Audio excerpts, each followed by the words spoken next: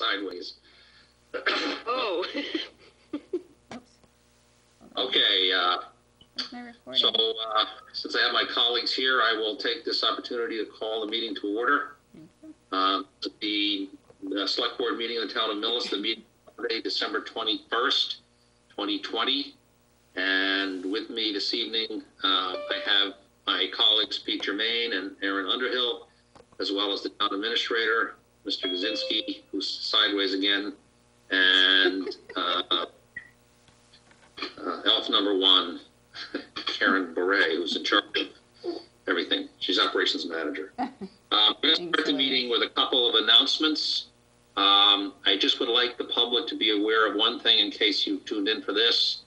We had a scheduled appointment for 7:30 this evening for Attorney Sandman to talk to us about some potential litigation around PFAS regulations.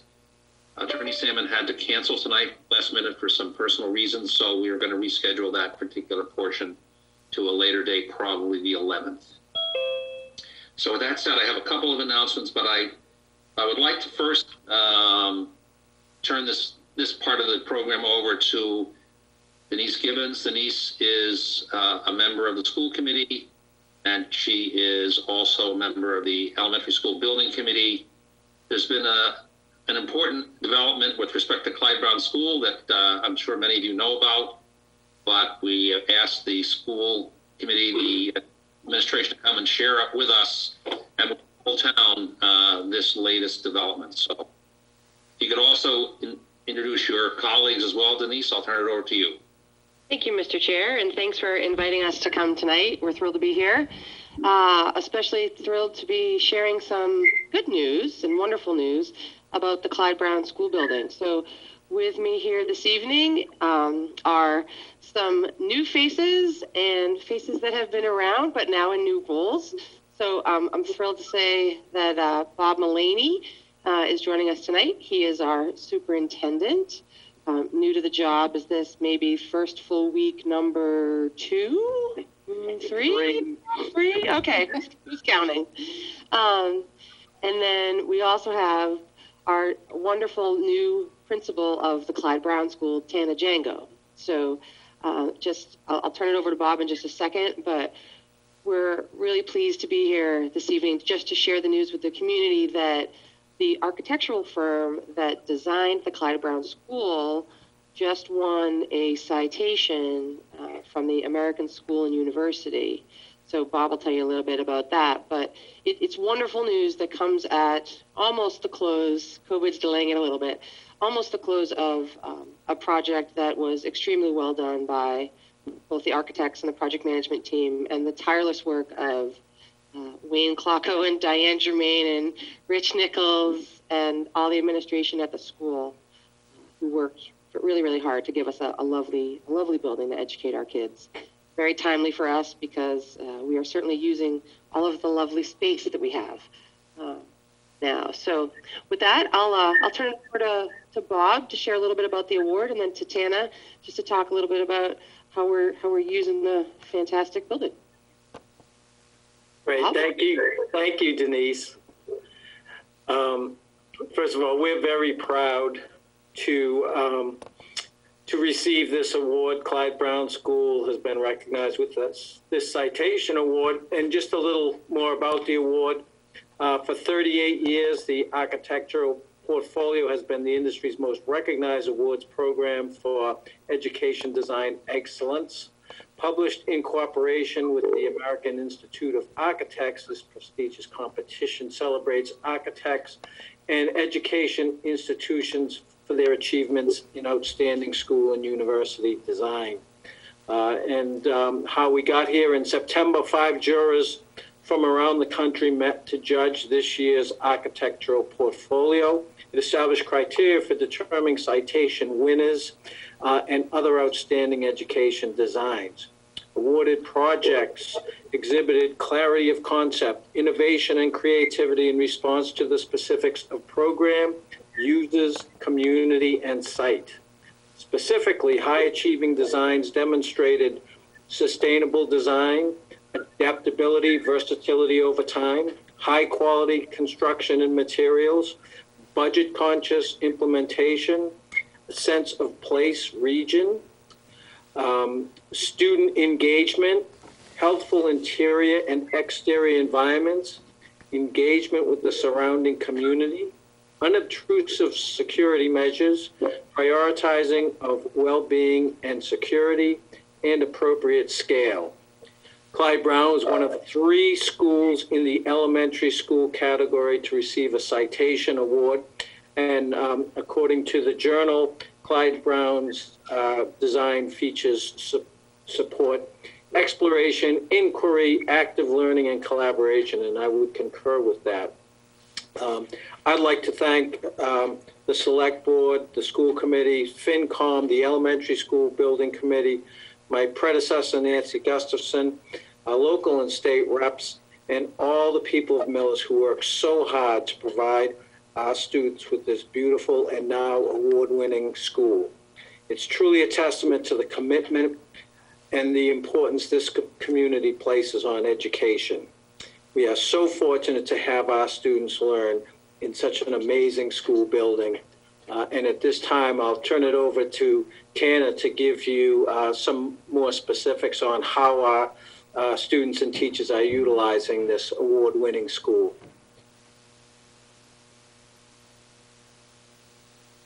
Thank you. It's a pleasure to be here with you tonight. I cannot say enough about the school and the community for such an amazing place. It certainly is worthy of this citation. Students are in almost every nook and cranny we've got in the building right now. One of the greatest things for our students is the space. We've got a lot of open space in the building. Our common areas were used a little bit differently last year, but we're using them for small group instruction this year. The way the building is designed is just phenomenal. We've got several multi-purpose rooms. Our STEAM lab is outstanding. The way in which the common areas are, you can open up the classrooms so that children can come and go to and from the common areas for learning instruction. Having a library on each floor of the building is amazing, and I've never seen that in another school building. So staff and students are loving the building. It is a great place to grow and learn and to be at this time. So I thank you for the opportunity to speak about the building. It definitely is an amazing building. So congratulations to the community for such an outstanding and prestigious award. Thanks, Bob and Tana. I'm going to add in a thanks to Craig Schultz, because I called everybody else out on the elementary school building committee, and I certainly wouldn't want to forget him, because he was certainly key to all of that. So we were here just to share some good news this evening, so thanks for giving us the opportunity. Again, thanks to the community at large and to the Select Board and FinCom. I echo what Bob said for all of your help and support all along the way. And we will have this building for decades and decades to come. So I'm really thrilled for the architectural team and are very much enjoying the space that the community has given us. So thank you to everyone. Well, thank you very much. We appreciate your spending the time with us this evening. Nice to see the new faces as well, and some faces in new roles as we work together to not only make sure that we're delivering high quality education, but take a moment for the community to be proud of this citation. I certainly scrolled through some of the stuff here and before our meeting to make sure everybody understands that this is a national organization, not just local. So it is a wonderful achievement, and I'm glad that the architects won it on behalf of the Millis community. So thank you all very much, and thank you for spending the time with us. I just wanted to be sure that we shared this with the community at large so that everybody can be proud of what we've accomplished together. So thank you very much. Thank you. Thanks for the Thank you opportunity to very come much. tonight. Thank you. Okay, thank you, Karen, for pulling that up. We have a couple of other announcements we'd like to make before we get into the business of the meeting. A couple of announcements which are on the website with respect to the schedule for Town Hall and the library. Town Hall and the library will be closed on Thursday, the 24th, and Friday, the 25th, as well as on December 31st and January 1st. So not only will we be off for the holiday, but we're closing the building and these other 2 days as well. So we want the public to be made aware of that. If you have business you'd like to accomplish, certainly you can be aware of the fact that we are closing the Town Hall and the library a couple of days for the holidays. Next item we have really is a reminder from the Board of Health. We do have flu vaccination still available by appointment. This is the flu vaccination now, not the other one, but they are available, and the Board of Health wants everyone to be aware of that. You have to make an appointment, but if you would like to get a flu shot, please call the Board of Health at 508-376-7042. And one other announcement we'd like to make to call out our rec director, the rec department, the fire department, police department for a terrific event that was held on the 12th when Santa came to town in a bubble. And we were asked by the rec director in particular that we wanted to recognize publicly the efforts of Mr. John Chase of Promotions in a Box. He was the one who came forward and visited with the rec department and the fire department with the idea that we'd be able to celebrate Santa with our townsfolks in a safe and COVID-safe way. So we want to just call out John and his firm, as well as the fire chief and the rec director, for what a great event. Apparently we had 130 cars go through and over 300 people participate on the 12th. So I would say that, again, as a community, we found ways to celebrate the season and celebrate each other. So congratulations on that as well. And since the chief is here, we can congratulate him in person. Or by Zoom, anyway. Okay. The next item we have on our agenda really is something we've been doing kind of on a regular basis as this emergency unfolds. We wanted to spend some time and ask for John McVeigh of the Board of Health, our health director, just to share with us sort of the latest information regarding COVID and the emergency situation we're in, and any new information that the Board of Health or the health director would like to share with the town tonight. So, John. Well, thank you, Chair McCaffrey. Can everyone hear me? Yes. Okay. Good. So, as we probably know, we're in the presumable, what people would call the second wave of this pandemic. We are seeing a sizable spike in cases throughout not just town, the state, but also the nation, if not the high globe. So we're in the throes of it at this point in time. As the governor has said in his past appearances, it's important to just keep in mind that this is, we're in a high-risk situation, and that to basically, especially for holiday celebrations, keep things to a minimum, preferably with immediate family members, as the going rule of thumb, to keep the transmission is down as much as possible. That being said, Millis has unfortunately been in the red, but for the last couple of weeks, not unexpected, half the state is essentially in the red at this point. That means that we crossed the threshold of more than 25 people, 25 active cases in town. So what that means is that people just have to be more vigilant. They, mask wearing, keeping the gatherings down to the minimum.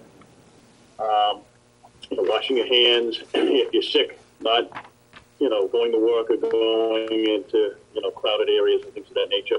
A lot of common sense issues, but you just have to be on your guard a little bit more with knowing that the transmission in the community is at a higher rate. So, that being said as well, they're looking at the good news is the vaccine is coming out, and it'll be coming out in phases. I think there's 3 phases, phase 1, 2, and 3. And I think it starts from January for first responders, and it goes to phase 2, which are high risk, and then I think even, I should say phase 1 is first responders and healthcare workers and so forth. And then phase 2 gets into people with pre-existing health conditions. Phase 3 is general population. Phase 3, presumably, you're talking spring to late spring. So we're hoping to get the entire population vaccinated by that time. Now, it's a logistical challenge. There's no doubt about it. We're talking about, the allocation, ordering, distribution, and inventory management is going to be quite a challenge. Now, how the state decides to determine how this vaccine is allocated and its distribution network is yet to be seen. Whether it's agencies such as the typical doctor's office, CVS's, Walgreens, that nature, and then local level allocation, or whether it's just area sites, or what I would call I'm trying to think of the word here, large scale, if you will, EDS clinics, regional clinics. So that's a possibility as well. We're still not privy to how that will come about. But there are 3 vaccines, AstraZeneca, Pfizer, and Moderna vaccines that are out that have been approved by the FDA. They all have their advantages and disadvantages. So, as time goes on, we'll find out what vaccines best fit the local level. So, with that being said, I don't know if I know Kathy might be online here as well if she wanted to add anything to the mix. But I wish everyone happy holidays, and obviously it's a change for all of us. But I think that once we get through this, these next few months, we'll be on the brighter side of things. Very good. Kathy Lennon, are you on? Yeah. Just there's actually only 2 approved vaccines right now. The AstraZeneca vaccine, they're looking probably being approved by mid to late January. And there's another one down the pipeline that probably will be approved in February. Both of those vaccines don't require the freezer space or any of the logistical issues with the 2 currently approved vaccines. So it'll be interesting to see if those end up being distributed to places that don't have the freezer capacity. And I'd just like to make a plea to people. I mean, last February and March, there were a lot of deaths. And I think just a reminder that you can get the flu and COVID at the same time, nothing to prevent you. So that I would really encourage people to get a flu vaccine to try to minimize the risk during the peak flu season in February and March.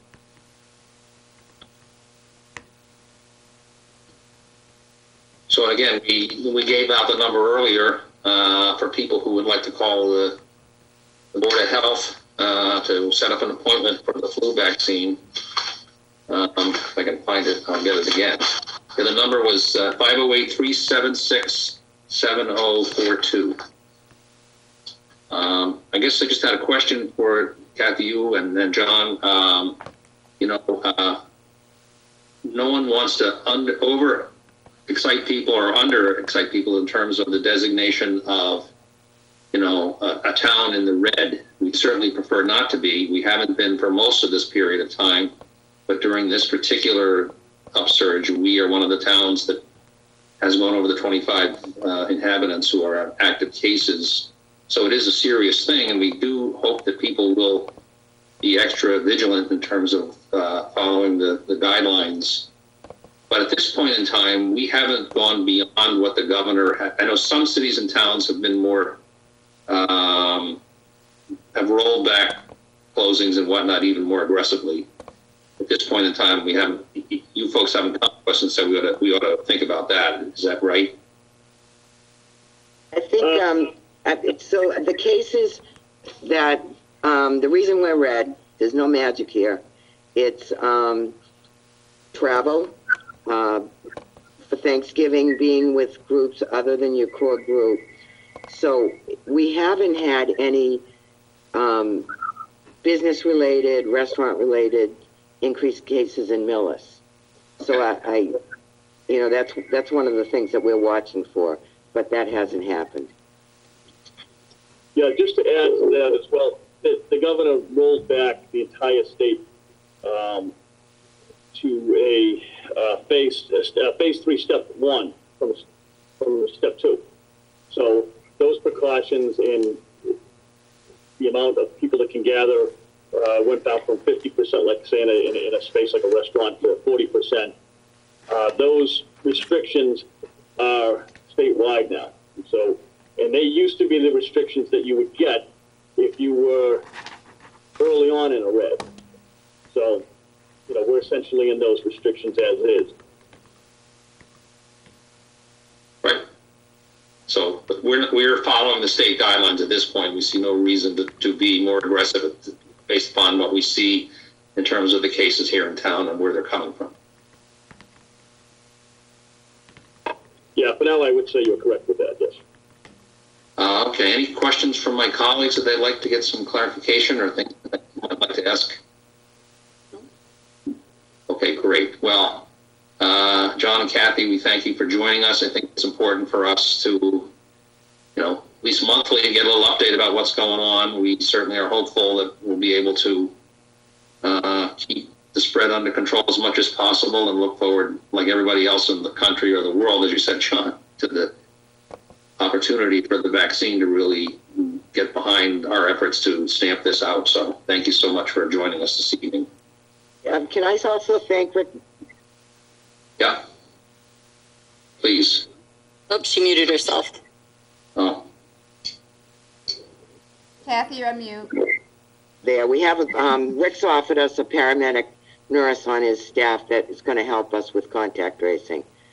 Because, of course, as cases go up, the demand for time to do that has increased dramatically.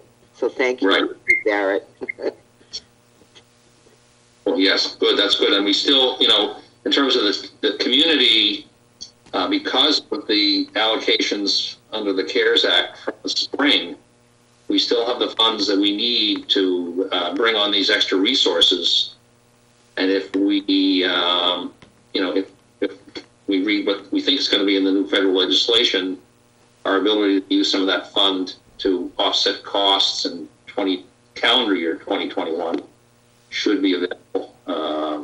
So that's been helpful to us in trying to at least address some of the financial pressures that's put on both the school and the town side to try and cope with this situation. So again, thank you very much. Okay, the next item we have on our agenda is the appointment of 2 firefighter paramedics, who I think we got here to at least see them. We look forward to the day when we bring new uniformed force members to meet with the select board in person and get a chance to shake their hands, et cetera, et cetera. But I'll send over to Chief Barrett to introduce these candidates. Good evening, and thanks for having us tonight. Tonight, we are set to appoint 2 new firefighter paramedics to the department. One, to fill the 4th position in our SAFER grant, and then a second to fill an empty position that we have that's going to lead up to a retirement, and our goal is to hire this person when the retirement comes to fruition. We were lucky enough to find 2 great candidates. We had a lot, but these 2 just stuck out from the first round of interviews. We kind of knew these were the guys we wanted. They fit our mold, which was important to us. They understand the importance of community and how much we like to be part of the community. And they definitely, stressed that in their interview. So we were excited to have them. So first, to fill the fourth position on our SAFER grant, we have Jason Wilson. He is behind me, the gentleman with the mustache. Jason comes from us from Plainville. He has been a call firefighter for Plainville as well as a full-time firefighter. And unfortunately, due to layoffs, he became somebody that we were lucky enough to grab. And Jason joins us under that fourth SAFER position. Our second firefighter is Chris Emsweiler. He comes to us. He was on Lakeville as a call firefighter. He has an extensive EMS background working in the Brockton EMS system. Again, these two candidates not only had the qualifications, but met the mold that we want here in Millis, and we're excited to have them aboard. Great. So both of these gentlemen will be firefighter paramedics, correct? Yes, yes. So they would be able to serve the community both as firefighters and as EMTs. So another example of the flexibility that in staffing that the chief is trying to accomplish, and I think we've been pretty successful. So at this point, I guess I would ask, start with Jason, just to say a few words of the board and what you'd like to share with the community in terms of your golden opportunity to become a firefighter paramedic in the town of Millis. Thank you very much for having me tonight. Like the chief mentioned, I come from Plainville. I had a great opportunity there, but I'm very excited to join the team here in Millis.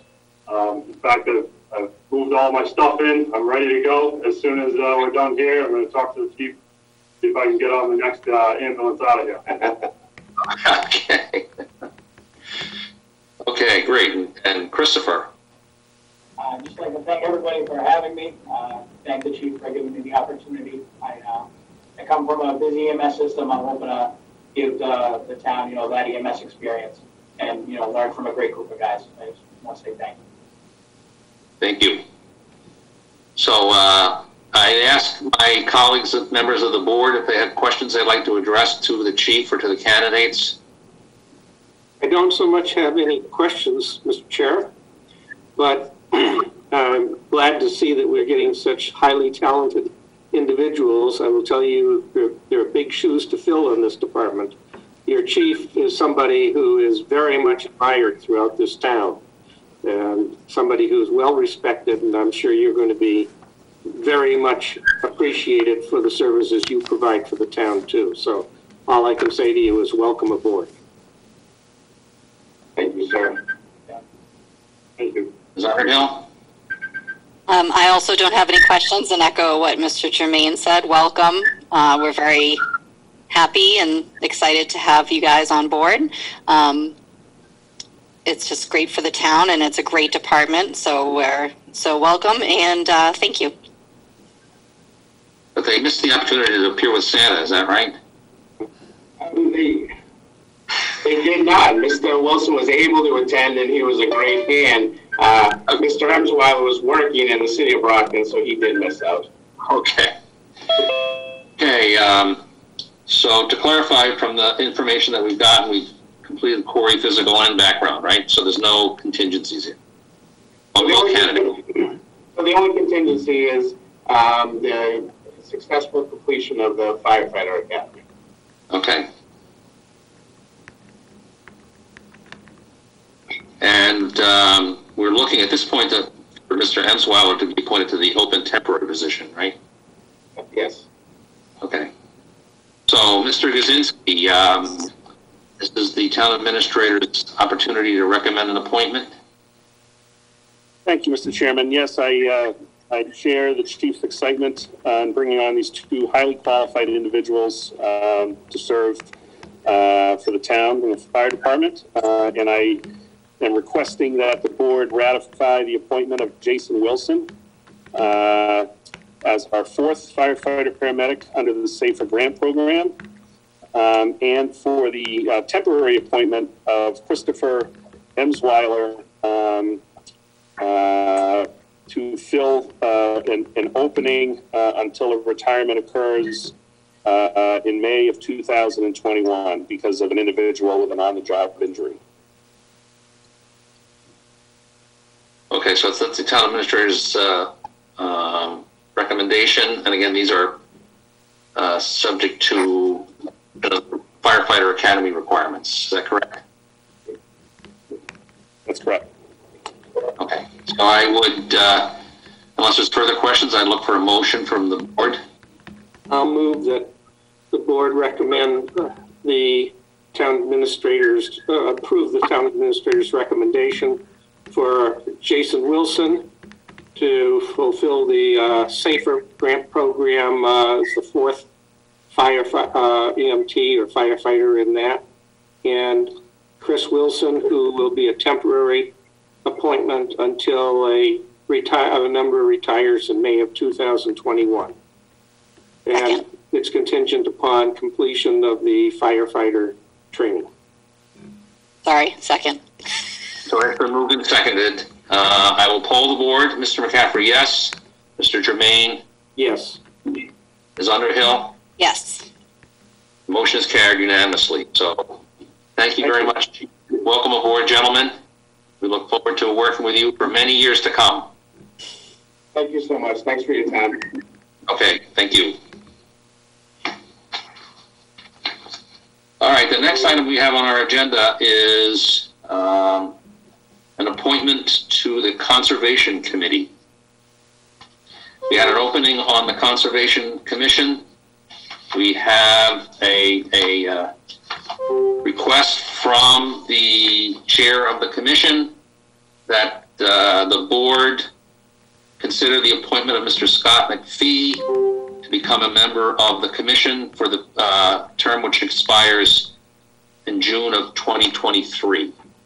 So Mr. McPhee has stepped forward. The Conservation Commission has met and recommended his appointment based upon his willingness to serve and his background and experience in areas relating to conservation and whatnot. So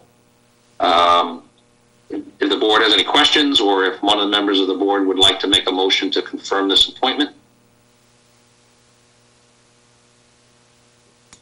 I move that we confirm the appointment of Mr. Scott McPhee to the Conservation Commission. He is fulfilling a term that will expire the last day of June 2023. Second. It's been moved and seconded for the board to appoint Mr. Scott McPhee as a member of the Conservation Commission, fill a term which expires on June of 2023. I will poll the board. Mr. McCaffrey, yes. Mr. Germain? Yes. Ms. Underhill? Yes. That motion is carried unanimously. So, Karen, if you could get in touch with the chair of the Conservation Commission and Mr. McPhee and tell Mr. McPhee, I'm not quite sure how the swearing's in these days in the town clerk's office, but probably Zoom. Yes. But he will be required. He will have to be sworn into the position, and we welcome him to this position. It's a very important and active group. There's a lot going on in terms of development and whatnot in our town. So the role of the Conservation Commission always important. It continues to be extremely important, and it's an extremely active group. So thank you to Mr. McPhee for stepping forward. The next item we have on our agenda is a question relating to the Enterprise Funds Advisory Committee. We've received a request from the Board of Health that we consider slight change in the makeup of the Enterprise Fund Advisory Committee to include a member of the Board of Health as a voting member of the committee. There is some history for this. The Board of Health had membership in the Drinking Water Committee, voting membership Certainly the Board of Health has interest not only in these issues, but also in the public health aspect of these issues. So I think it's a good idea. I'm glad that they brought it up and look to serve on this committee.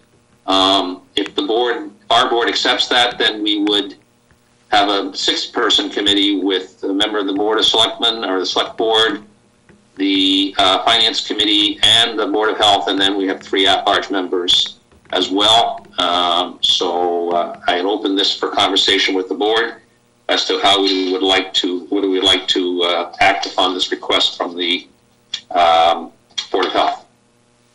Mr. Chairman. You're our representative. Maybe you have some thoughts. I do. I happen to think it's a very good idea. I think in this case, Mr. McVeigh has a lot to offer the board. We need the input. We're dealing with issues that the Board of Health should definitely be involved in. And to that end, I think it just strengthens the committee. It brings additional perspective that we would otherwise not have. And I think overall it's something that's important to the town to have this type of individual available to the committee and to be a direct participant in the committee. So for those reasons, I think we ought to include this individual in the vacancy as a vacancy on the committee. Ms. Underhill? Sorry, had to unmute. I also think it's a great idea to have somebody from the Board of Health on the committee, so I'm in favor of it as well. I think it's a good idea as well. I mean, I served on the Drinking Water Committee with a member of the Board of Health who was an active participant in that committee, and certainly I think it's a great idea. So with that in mind, I think what I would like to do is, if I could, is like to make a motion. And the motion really would be to make a slight change to the advisory committee charter. So the first sentence currently reads, an advisory committee appointed annually by the Select Board made up of 5 voting members, including 1 member of the Select Board and 1 member of the Finance Committee. We would change that to say it would be made up of 6 voting members, including 1 member of the Select Board, 1 member of the Board of Health, and 1 member of the Finance Committee. Town Administrator, and the Director of Public Works, and the Public Health Director are non-voting members, and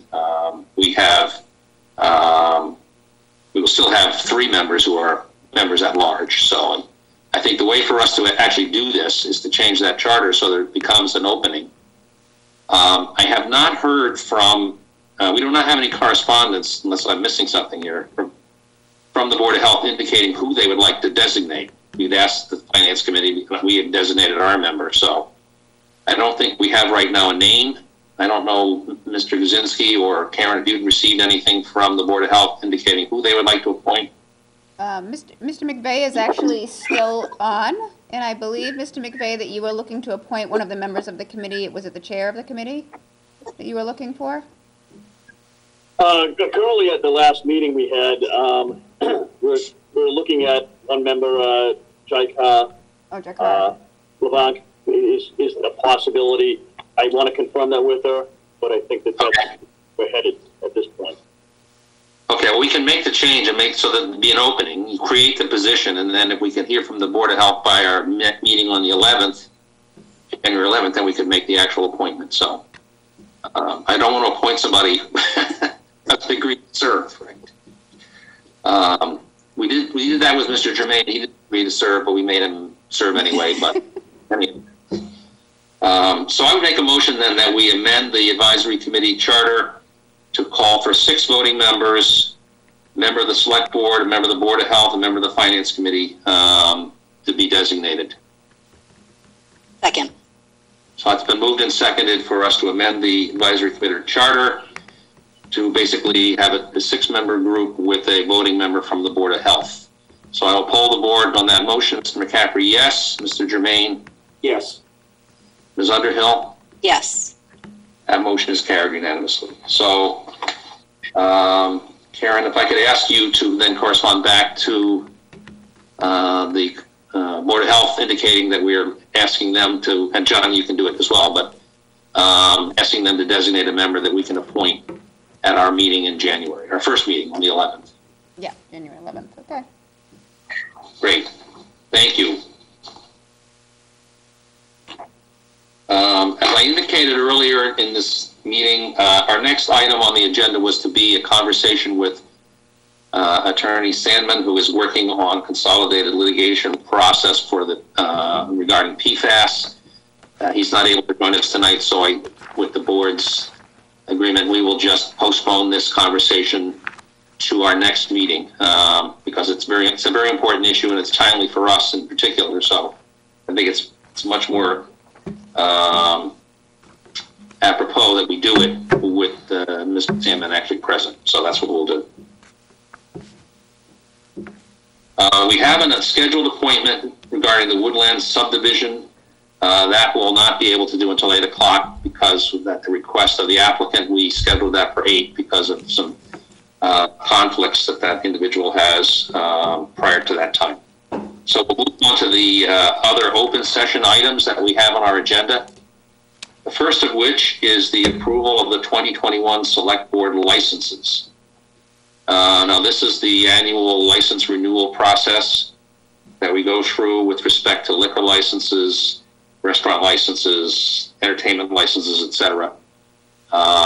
Karen, if you could just sort of give us an overview of what we have in front of us.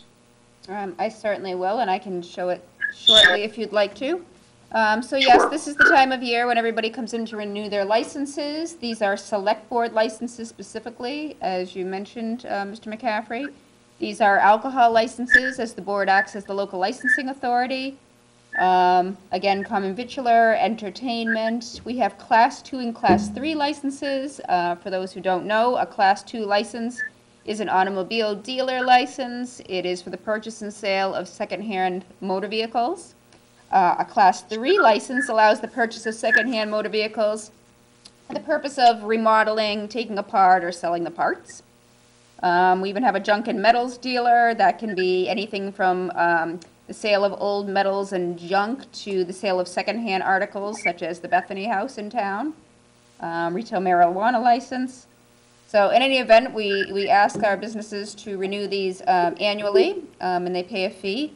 This year, the board voted to cut the majority of the fees in half to help our businesses out to the COVID-19 pandemic. We also work in coordination with the building department and the fire chief, as they have to do inspections for us, especially for the alcohol.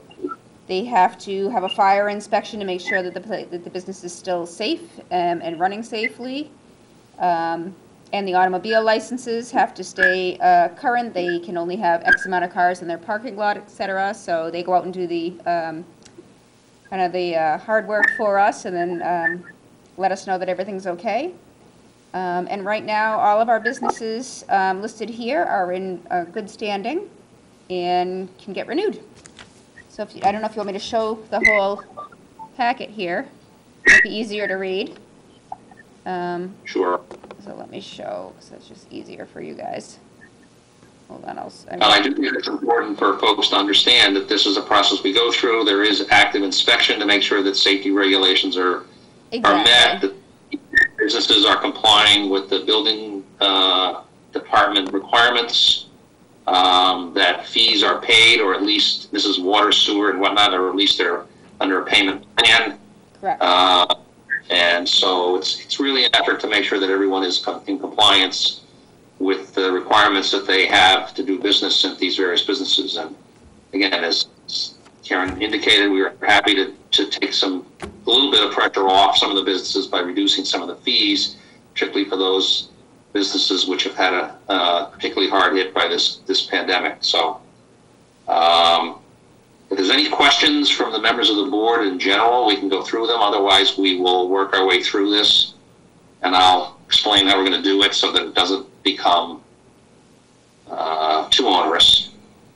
And just another side note, as you mentioned, the taxes and fees, I also work with the treasurer, Jennifer Scannell, who is very good about letting us know that everybody's in good standing, or as you said, working out a payment plan or something of the sort. So this is definitely a team effort. And Maureen in my office does a lot of work with this too, so just giving people a shout out.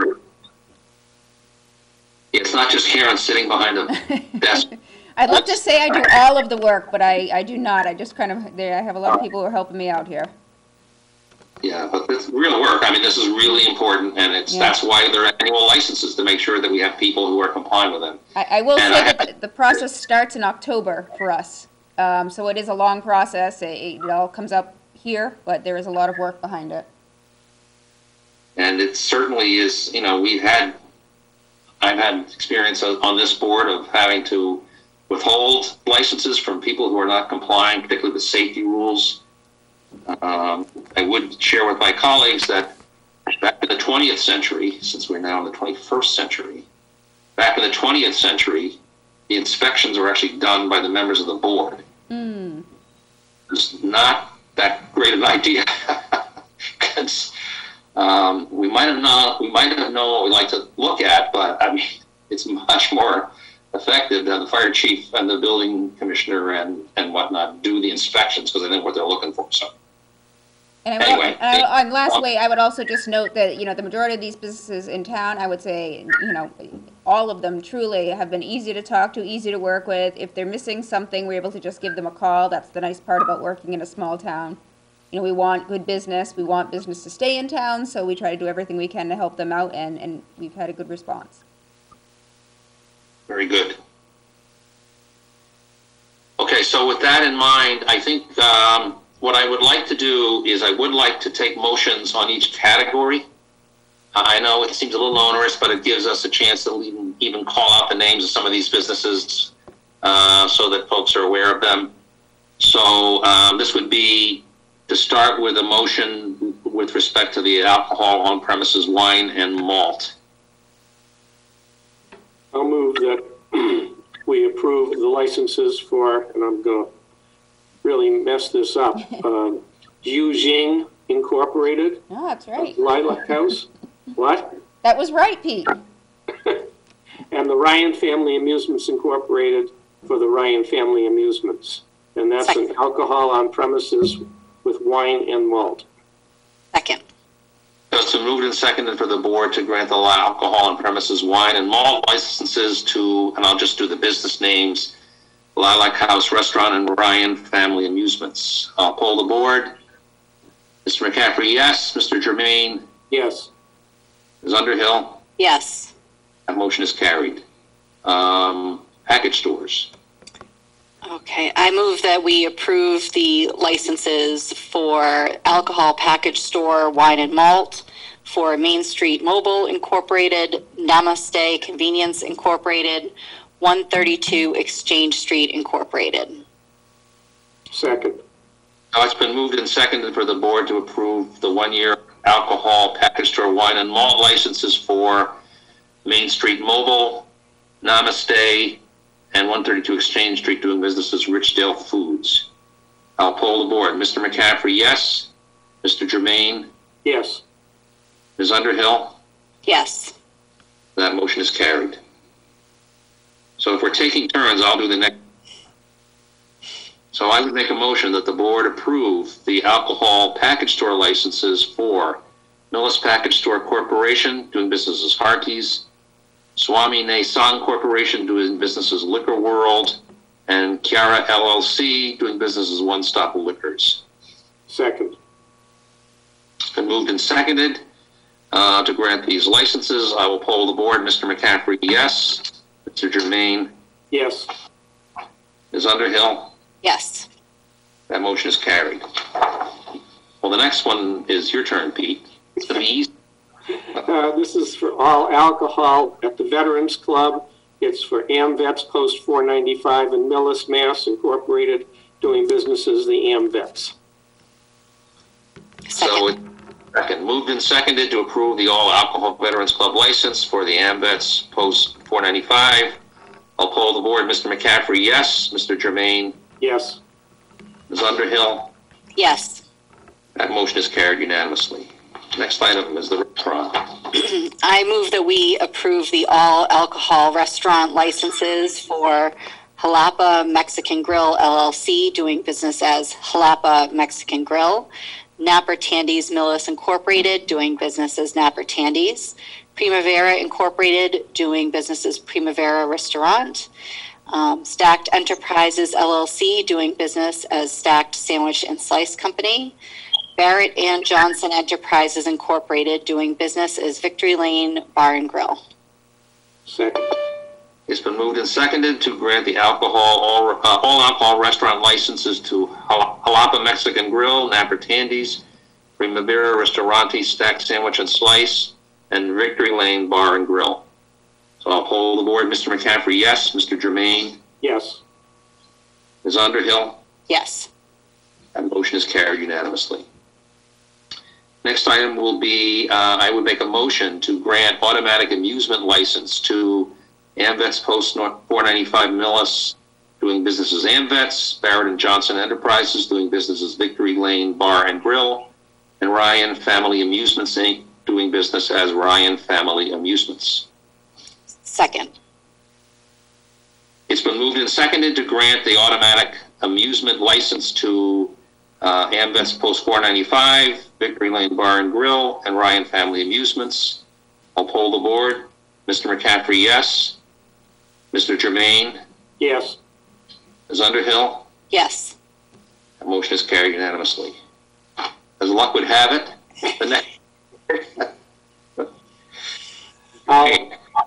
I'll move that for the bowling alley, we approve the license for Ryan Family Amusements Incorporated, doing business as Ryan Family Amusements. These are just, I can't handle this many. That's all there is to it.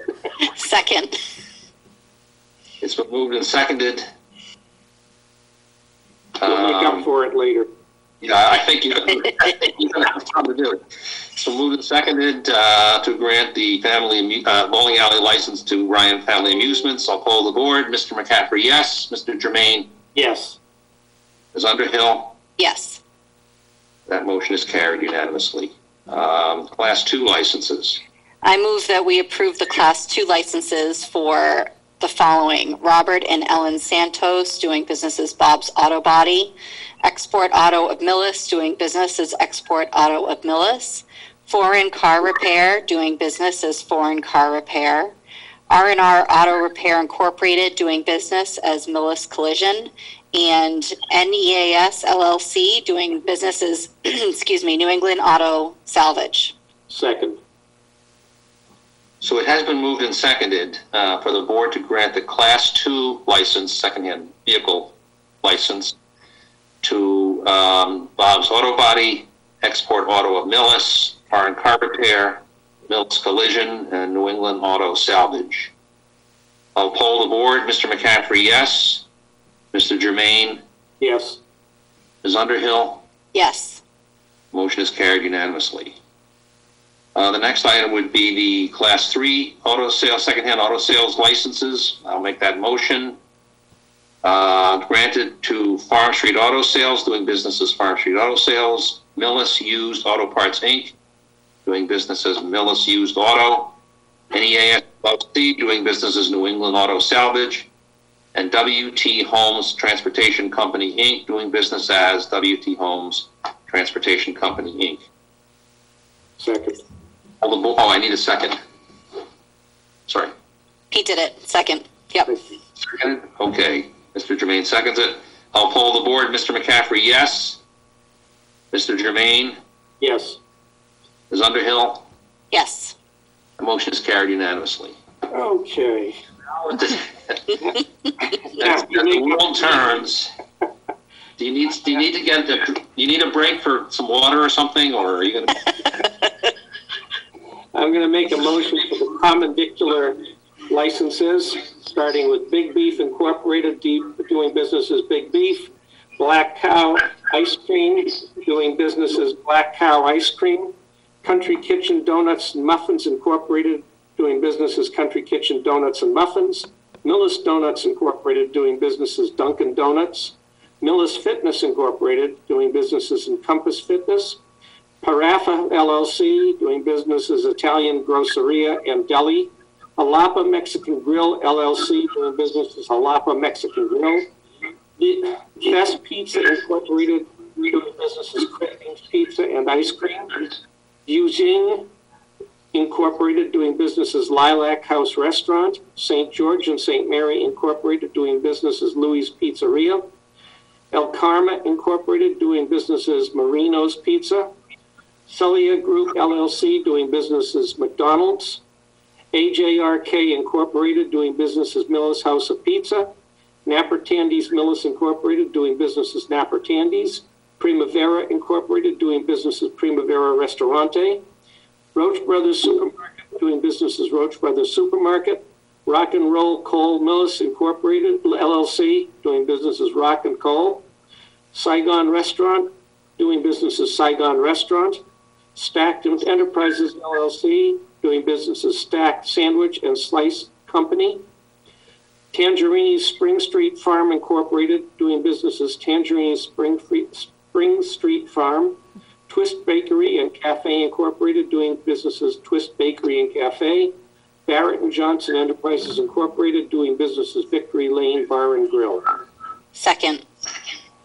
So it's been moved and seconded for the board to approve the common vicular licenses for, and I'll just name the businesses as they're commonly known: Big Beef, Black Cow Ice Cream, Country Kitchen Donuts and Muffins, Dunkin' Donuts, Encompass Fitness, Italian Groceria and Deli, Alapa Mexican Grill, Cravings Pizza and Ice Cream, Lilac House Restaurant, Louis Pizzeria, Marino's Pizza, McDonald's, Millis House of Pizza, Napper Tandy's, Primavera Restaurante, Roach Brothers Supermarket, Rock and Coal, Saigon Restaurant, Stacked Sandwich and Slice Company, Tangerini's Spring Street Farm, Twist Bakery and Cafe, and Victory Lane Bar and Grill. So it's been moved and seconded to grant these licenses. I'll poll the board. Mr. McCaffrey, yes. Mr. Germain? Yes. Ms. Underhill? Yes. Motion is carried unanimously. Entertainment license. I move that we grant the following entertainment licenses for AmVets Post 495 Millis, Mass. Incorporated, doing business as AmVets. Big Beef Incorporated, doing business as Big Beef. Country Kitchen Donuts and Muffins Incorporated, doing business as Country Kitchen Donuts and Muffins. Millis Donuts Incorporated, doing business as Dunkin' Donuts. Millis Fitness Incorporated, doing business as Encompass Fitness. Best Pizza Incorporated, doing business as Cravings Pizza and Ice Cream. Napper Tandy's Millis Incorporated, doing business as Napper Tandy's. Primavera Incorporated, doing business as Primavera Restaurante. Ryan Family Amusements Incorporated, doing business as Ryan Family Amusements. Stacked Enterprises LLC, doing business as Stacked Sandwich and Slice Company. Tangerini Spring Street Farm Incorporated, doing business as Tangerini Spring Street Farm. And Barrett and Johnson Enterprises Incorporated, doing business as Victory Lane Bar and Grill. Second. So it's been moved and seconded for the board to approve the one-year entertainment licenses for AmVets 495, Big Beef, Country Kitchen Donuts and Muffins, Dunkin' Donuts, Encompass Fitness, Cravings Pizza and Ice Cream, Napper Tandy's, Primavera Restaurante, Ryan Family Amusements, Stacked Sandwich and Slice Company, Tangerini Spring Street Farm, and Victory Lane Bar and Grill. So I will poll the board for granting these licenses. Mr. McCaffrey, yes. Mr. Germain? Yes. Ms. Underhill? Yes. That motion is carried unanimously. Next item would be junk metals dealers. So I will make a motion that the board approve the junk metals dealer licenses to Bethany House Ministries, Inc., doing business as Bethany House Hope Chest, and Millis Used Auto Parts, Inc., doing business as Millis Used Auto Parts. Second. It's been moved and seconded to grant the junk metals dealers to Bethany House Hope Chest and Millis Used Auto Parts. I will poll the board. Mr. McCaffrey, yes. Mr. Germain? Yes. Ms. Underhill? Yes. Motion is carried unanimously. I'll make a motion for the pool table order, and that's for the AmVets Post 495 Millis, Mass. Incorporated, doing business as AmVets. Second. Moved and seconded to grant the license for a pool table to AmVets Post 495. I will poll the board. Mr. McCaffrey, yes. Mr. Germain, Yes. Ms. Underhill, Yes. motion is carried unanimously. I move that we approve the retail marijuana license for ComCan Incorporated, doing business as ComCan. Second. Been moved and seconded for the board to approve the retail marijuana license for ComCan Inc., doing business as ComCan. Again, I will poll the board. Mr. McCaffrey, yes. Mr. Germain, Yes. Ms. Underhill, Yes. motion is carried unanimously. The last one I'll do is the motion to grant a skeet and trap shooting license to Finn Fur and Feather Club, doing business as Finn Fur and Feather Club. Second. So moved and seconded. I will poll the board. Mr. McCaffrey, yes. Mr. Germain, Yes. Ms. Underhill, Yes. motion is carried unanimously. So that's it, folks. Thank you very much. Again, there's a lot of work that goes into this. And not only does the work go into it, but the organization and presentation to the board in this consolidated manner is very helpful. So thank you very much, Karen, and everybody else. It was well done, and we encourage everybody in town to do business with these wonderful neighbors. We're all in this together, right? You sure are. Okay, the next item we have on our agenda is conversation about a proposed social media policy. We have material that has been presented. I don't know who wants us to go first. We have a memo from the town administrator, and then an actual policy for us to discuss. Mr. Chair, Yes. unless Selectwoman Underhill would like to start, I don't mind starting this off. Go ahead. Thank you, Mr. Chairman. In your packet, as you mentioned, is a draft social media policy, which was researched and compiled by Selectwoman Underhill. I have to give her credit for all of that, putting that together and doing that work. I did review the draft policy with her, and then brought in Attorney Kate Federoff to also review the document as to form. As I mentioned in my memo, Kate has approved the document as to form. I believe, as does Attorney Federoff, that this document dovetails in well with our current telecommunications policy and fills a gap in our policy coverage with the town. It was taken from other policies from other communities in my discussion with Selectwoman Underhill, and that I think this is a solid document which will really serve the town well and achieve the goal of proper maintenance and guidance as to the town's social media. So I'd be happy to answer any questions the board has, and like to turn it over to Selectwoman Underhill. Thank you. As Mr. Kaczynski said, I did some research. I've pulled multiple social media policies from different towns. I even looked at some in other states, and ended up, I was kind of between two formats that I saw that I really liked from other towns in Massachusetts. I ended up tweaking and altering the Acton town social media policy, which is what you see before you here. I did review some comments from Attorney Federoff, and that we may want to make a few other slight changes before adopting it, but I'm glad that she, for the most part, approved the language being used.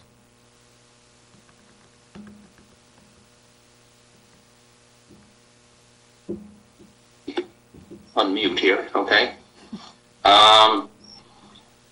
So if I'm reading this correctly, what we are proposing here is a policy that we will utilize for social media sites maintained by the town, which communicate to members of the community. Correct. The website, the Facebook page, whatever else we have. And we know we have multiple Facebook pages, as it turns out.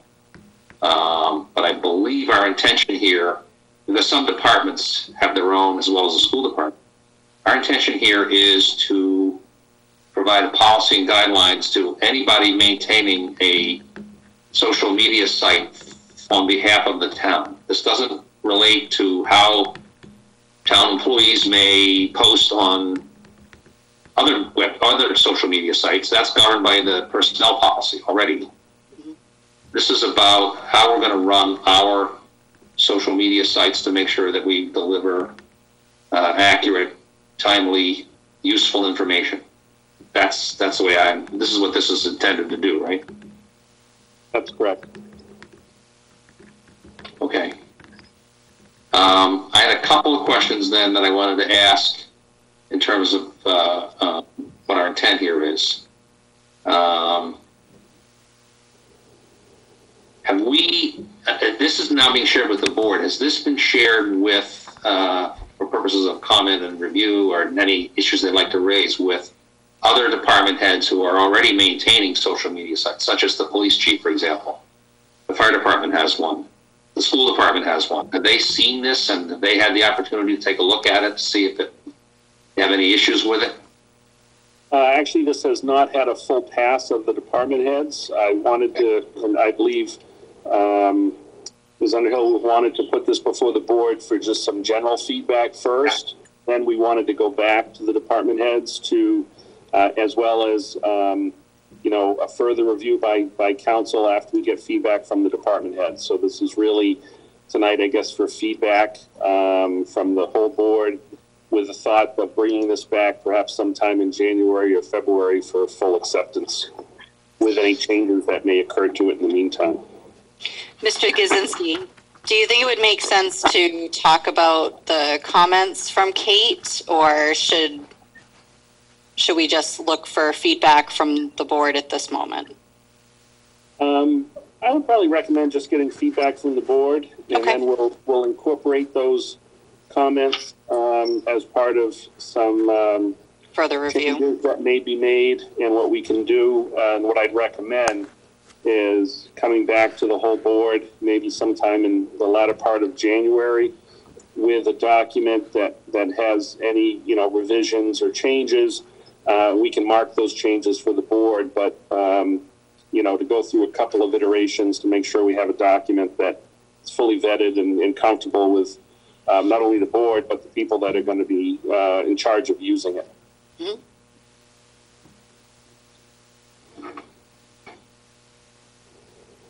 A couple other comments. I think that what I want to make sure is that this covers, it has a way of identifying who can post, who's responsible for posting, who's responsible for posting, and who is not, and who is it. I mean, it does speak about employees may be authorized to post, but I'm not quite sure it's clear enough to me as to who authorizes them.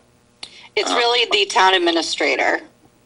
So we can certainly strengthen and clarify some of that language to make sure that is clear in the final language. Okay, I think it needs a little bit more on that as to the line of sight. Now, if we are intending this policy to apply to the school department as well, so they take a look at it, I'm not sure that we want the town administrator approving who in the school department is going to use it, or if they have their own policy, know what it is, and it can be compatible, so that we're all thinking the same thing. And it applies not only to, this could apply, of course, not only to departments, and maybe this is not common, but it certainly has been the case, particularly with respect to the elementary school building committee, that they have a website, not a website, a Facebook page that has been very successfully utilized, to keep the community involved and engaged and informed. So I want to make sure that we're not putting any damper on that. But on the other hand, we know, folks know what their responsibilities and authority is. And I would ask that the town administrator be tasked with creating a list of the social media site maintained by this town for communicating with its citizens. We should know this. And we should have an inventory of it. So like a list of Facebook pages in that example that exist right. on behalf of the town. Well, the police have one, the fire has one, the fire right. Council on Aging has one. I mean, we should know what they are. And we should be sure, these folks understand what their responsibilities are. I don't want this to be a solution in search of a problem, because it's not a huge problem. But as we get more active in this, I think we need to be clear to people, what their guidelines would be. And we haven't really talked about guidelines for what do we expect you to post. This is what you're gonna, if you post, this is how you get authorization, and this is the kind of thing, it has to be, good communication, and it has to be free from harassment and all that kind of stuff. But do we want to create within a Facebook page, this is what you're supposed to put on it? In the introduction, it does mention goal of informing the public of work, news, and updates from town departments. I don't know if, I could see where it could be good to be more granular, but at the same time, that could be too restricting. I think I agree with you. I'm just raising the issue, as to, and I certainly would like us to have designated I don't know what the right term is. At least I got social media site right. The person who manages it, the host or the director or whatever it is. Moderator, okay. Somebody needs to be named the moderator for each one of these things, and we need to know who they are. Well, so and that's... If there's two people, that's fine. I just want to add a comment, if I could. Sorry, unless Erin, go ahead. No, go ahead. Sorry, Jim, I'm taking over. Under the general section, I think I did get a chance to read through this. I do most of the posting on the actual town Facebook page, and I like this a lot. There are a lot of parts that I think are great on it, and I will say that one of the things I know the board had expressed concerns on when we were first looking at putting a Facebook page was allowing comments and kind of the back and forth, and that has not happened. We've kind of prevented that from happening. We've really tried to use it as just an informational tool, and one of the things, and it even I don't know, it said it somewhere here. I tend to, when I post, refer back to our website. I try to keep the website as the true house of all of our information. Facebook is simply to alert people with a link to go back to the actual website to find out what's what. And that has worked very well on our end. I don't know how the other departments are doing that. But anyway, it does speak to that, and it has gone very well so far with our little experiment here. Good. And it's easy to do in your spare time, right? Yes. It's actually, yes. Mr. Chair. Well, I think when we were discussing this, I believe that we did hear from the police chief that he does have dialogue. He does. So, that's fine. I'm not against it or for it. I just think it needs to be, we need to understand who's doing what with which piece, so we manage the accuracy and the timeliness of the information along with the expectation in the community as to what this is, is intended to do. Mr. Chair, I agree with you, and I would say that, the police chief does monitor his pretty closely as far as that. As you kind of hinted towards, it would be very difficult for me to take on the role of actually responding to comments on the website along with everything else. You would need to You would really need a communications director to do that. Clearly, we don't have that. For me to just put on information and refer back to the website, it does not take a lot of time, but if we started allowing comments and kind of a forum, that would be, you would definitely have to have someone manage that as a full-time job. Well, I agree with that. That's a whole different thing. Okay.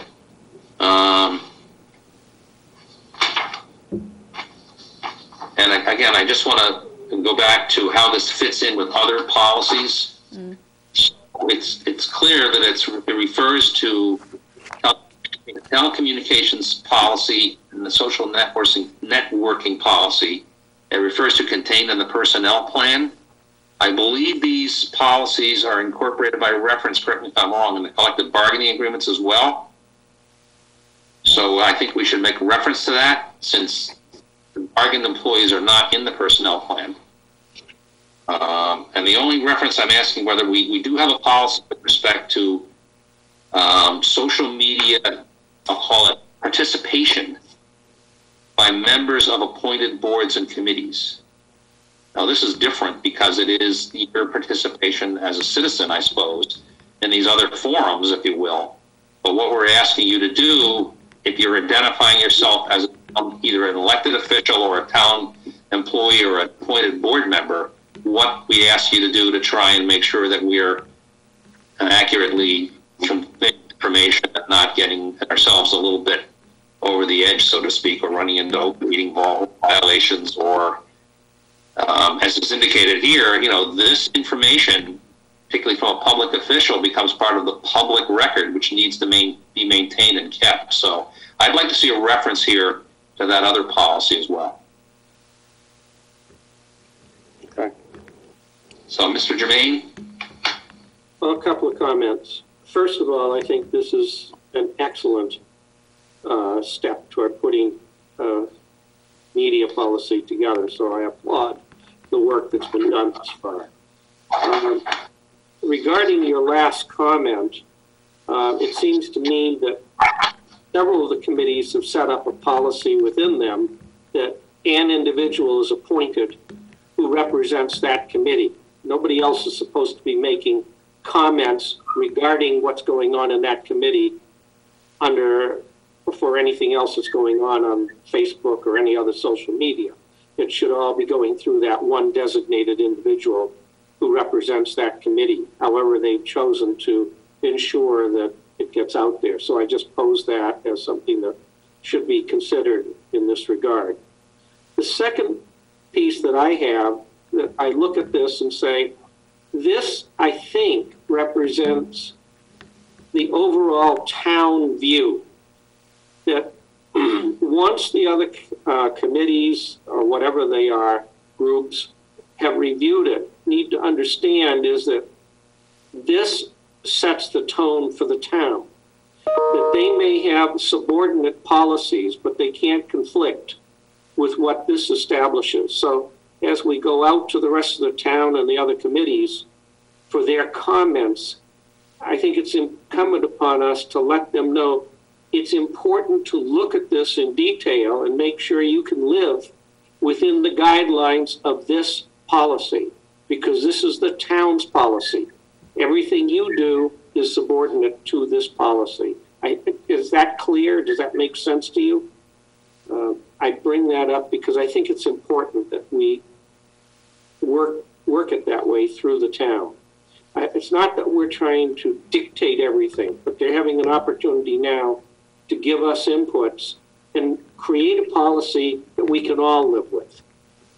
And again, I don't know how the schools function. I don't know what the police chiefs or fire chiefs' policies look like, but I think it's an obligation of theirs once we ask them to comment on this to make sure what they're doing can live within this policy.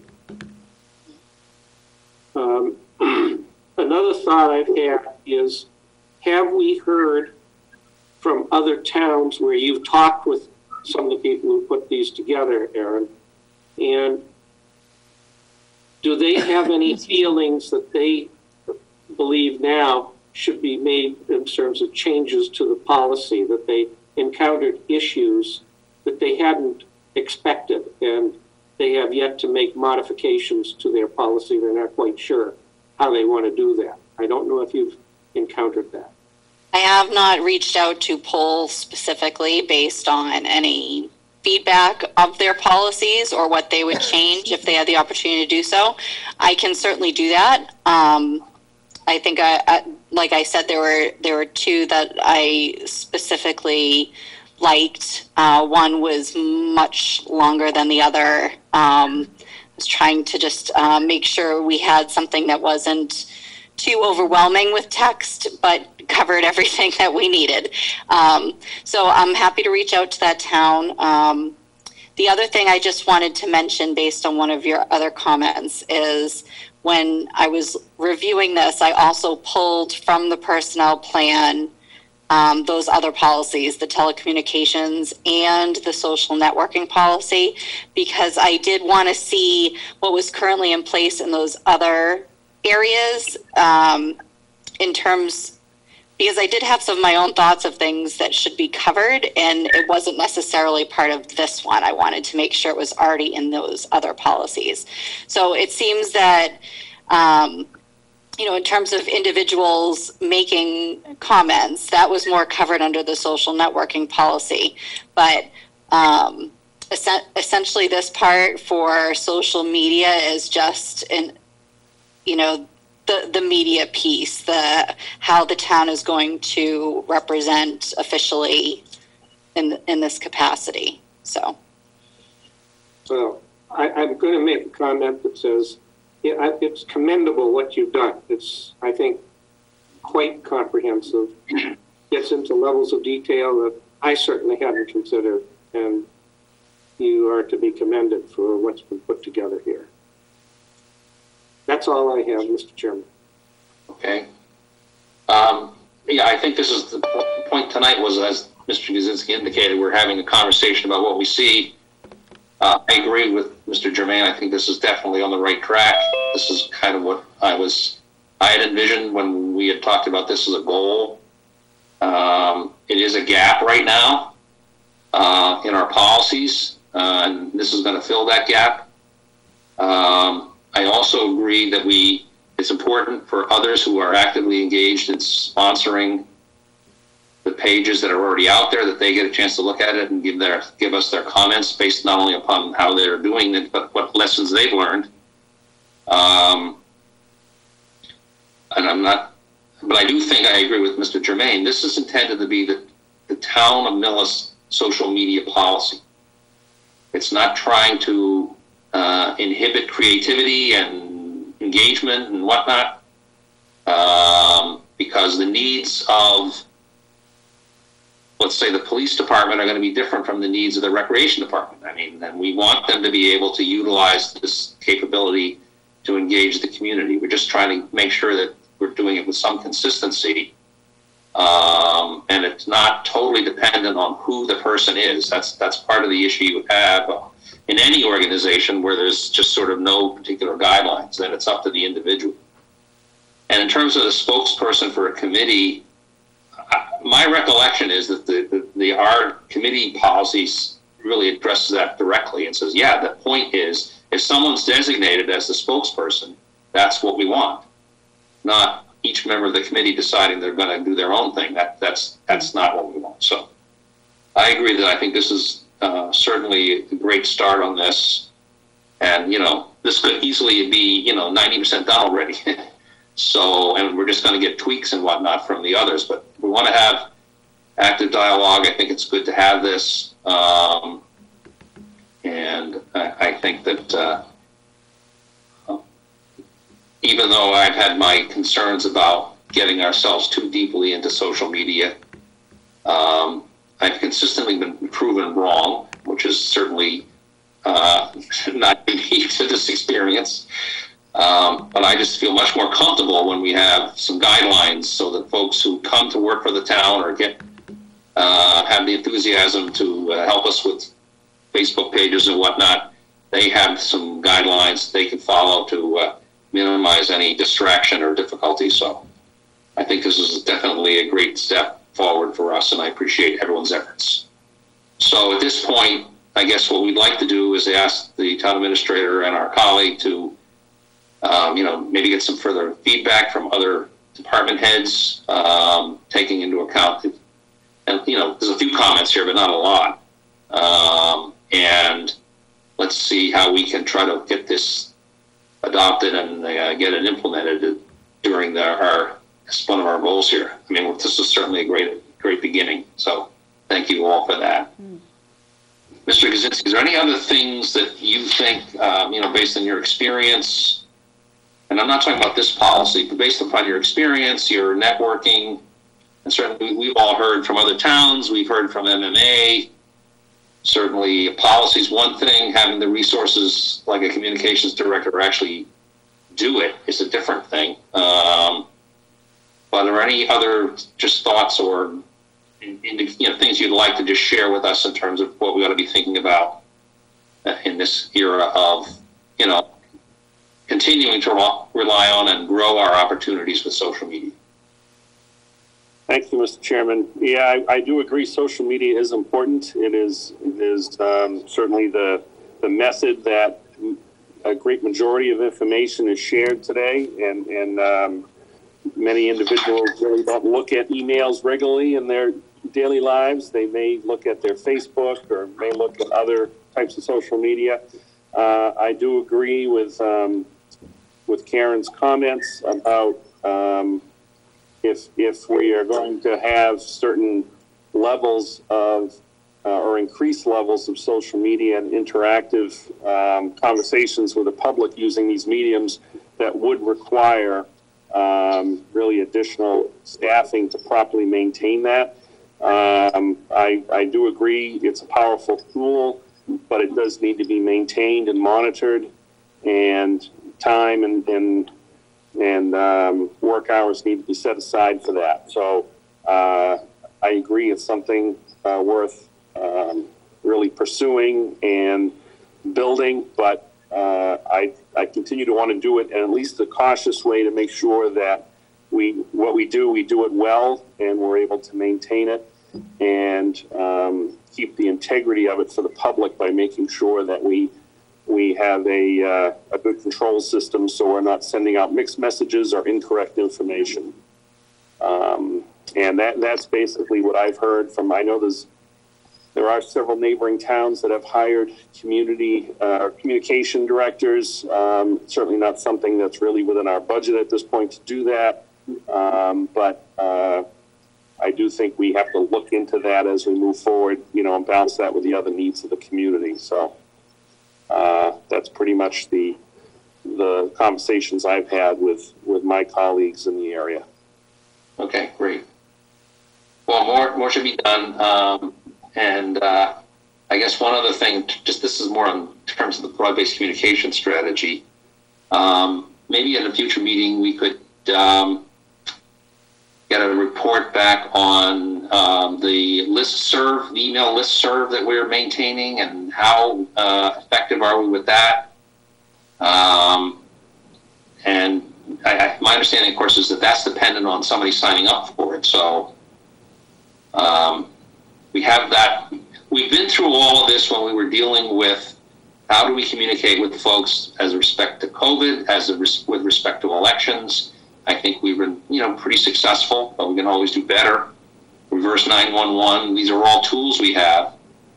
And what we no longer have as a tool, of course, is any independent town newspaper, whether it's online or not. Right. It's just not there. And so, anyway, I just think that's another component of it. I know it's not social media, but I just want to make sure that we don't lose sight of some of the other ways that we communicate with folks. So, okay. All right, well, thank you very much, everyone. This is a great step forward, and we'll continue to move forward on this. I don't know if Mr. American is with us to see if he's signed in or not. He did just sign in. There he is. Hi, Dan.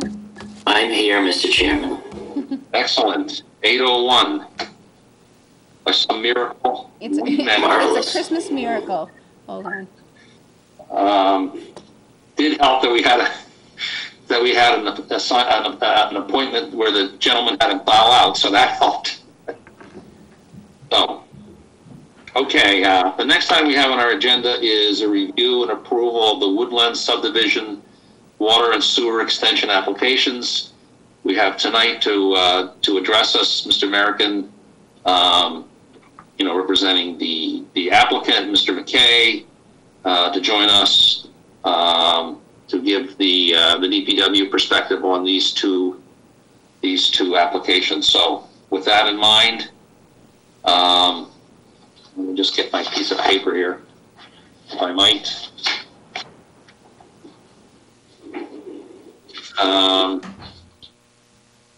What we're looking at really are water and sewer applications for this development, which is the Woodlands development, which is a community that is proposed in an area of town. Basically, the entry into the area is through Cottage Street, and there's a proposed road that will come out onto Main Street. But I know we've talked about plan up, Mr. Chairman. Yeah, if we could get a little bit of the plan up. Sure. A little bit of plan is helpful. 20 pages of plan is not often helpful, but there you go. Oh, and in color to boot. It's a nice, simple one-sheet color. Makes life easy. Very good. So I'll turn it over to you, Mr. American, to sort of walk us Thank you, Mr. Chairman, members of the board. I appeared before the board back in April of 2019, and at that time we presented the project broadly to the board, and the board did vote to indicate their support for a sewer and water connection for this project. In the intervening time, we have moved forward with the planning board and applied for and obtained a special permit for an open space subdivision. This is similar to the Emerson Place project off of Ridge Street, where lot sizes are reduced, lot frontages are reduced with the goal of kind of setting aside open space areas. So the planning board has approved that, and we're in the process now of doing the definitive subdivision design. But what we wanted to do, this is something that's been on you have that list of projects that's kind of taken into account in your sewer projections, and this project is on that list. It's 44 lots. The projected sewage generation based on the Title V figures, which we all know are inflated, is 19,360 gallons per day for 44 homes, assuming 4-bedroom houses. Actual average daily flow is going to be about 10,000 gallons per day for sewage generation. So what we have done is we've applied for the formal water and sewer connection here, and what we're asking the board to do is to vote to approve those connections contingent upon a technical review of the final plans by your consultant. Part of this project is going to involve, and it's always been known, the reconstruction of the Dover Street pump station. Your sewer pump station at the intersection of Dover and Main is at capacity. The addition of this flow to the system that services that pump station will be a problem for that pump station. So the applicant understands and has committed to the reconstruction of that pump station to increase its capacity.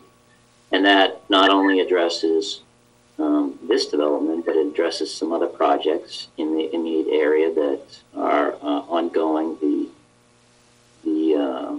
The housing project up on Dover Road, the assisted living facility there, and some other projects in the area that basically are counting on the fact that that pump station is going to be reconstructed. This project will include the design and specifications for the replacement of that pump station.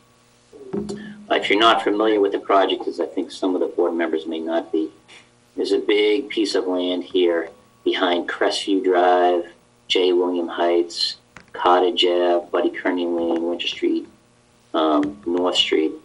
And then, so what's proposed is to make our main entrance in off of Main Street, come in, and we're going to develop these 44 lots on smaller lots through the open space process.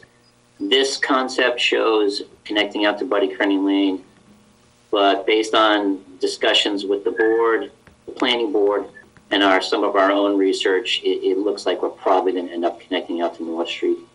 But that's something we're still fleshing out and we'll deal with as part of the definitive subdivision approval process through the planning board. So that's about it.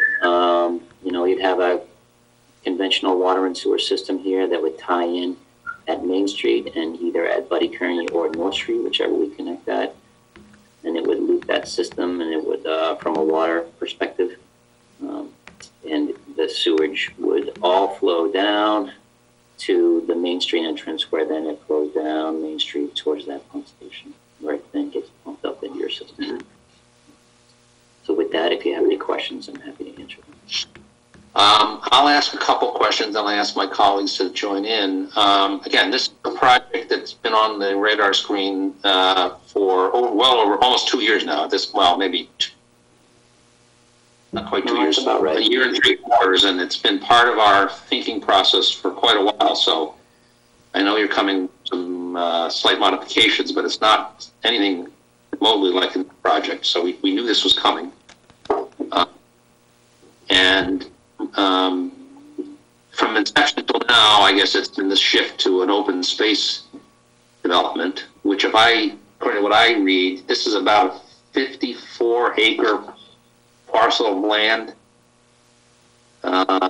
It's about 24 or so acres are going to be open space. Does that sound right? So not quite half, but... Be about 26 acres of open space, and the total lot area is about 54 acres of land. That's correct. It's not quite half, but it's quite a bit of open space. Very close. And I guess my question is, on this soccer field up, is that... Well, so maybe we could do that someday, right? It's a conceptual thought that this applicant had about working with the open space. Is that perhaps some of that open space could be used for that purpose. So that's something that the applicant is considering as part of the proposal. That's something that would be detailed in our definitive subdivision application to the planning board, and if that's something that ended up in the proposal, we'd obviously be coming back before the select board to discuss that, because that would end up being a town athletic field. So right. Okay, I know that's not directly relevant to water and sewer, but since the plan shows it, I want to make sure that I understand what the thinking is. So the applicant's thought is that they could construct a field and then turn it over to the town for its use. Yeah. So the open space is going to belong to the town? Is it going to be maintained by the town idea, or is that going to be part of the homeowners? It hasn't been fleshed out yet. Okay. It could be that a portion of the open space is owned by the homeowners association, and that if a field is constructed, that portion could be either leased or donated to the town. Leased for no money or donated to the town. Or the entire open space could be donated to the town. That's always an option with an open space plan, is that the town could own and control the open space parcel. Okay. That's something we would flush out during the definitive subdivision process. Yeah. And my last question is with respect to, is there any residual requirement for the homeowners with relation to any of the sewer or water infrastructure in the subdivision itself? Are the things that they're going to have to maintain that the town doesn't maintain? No. So these roads will all become public roads. So the sewer infrastructure in the roads will go to the town. The water and sewer infrastructure in the roads will go to the town when the roads are accepted as public ways. There's nothing outside of the roads that would be involved with either the sewer or the water in the development. Okay, thank you. I guess that I've asked my colleagues if they have questions, and then I would give the conversation from the DPW director as well. But I'll ask my colleagues if they have questions that they'd like to propose, and we could still come back and ask some more after Mr. McKay has given us his thoughts. Mr. Chairman? Mr. Jermaine. I do have one question I know that the town is trying desperately to increase the amount of 40B housing. Is there any chance that some of these lots could in fact be made into 40B so that we could begin to up our quota to meet a better requirement of our needs for 40B housing?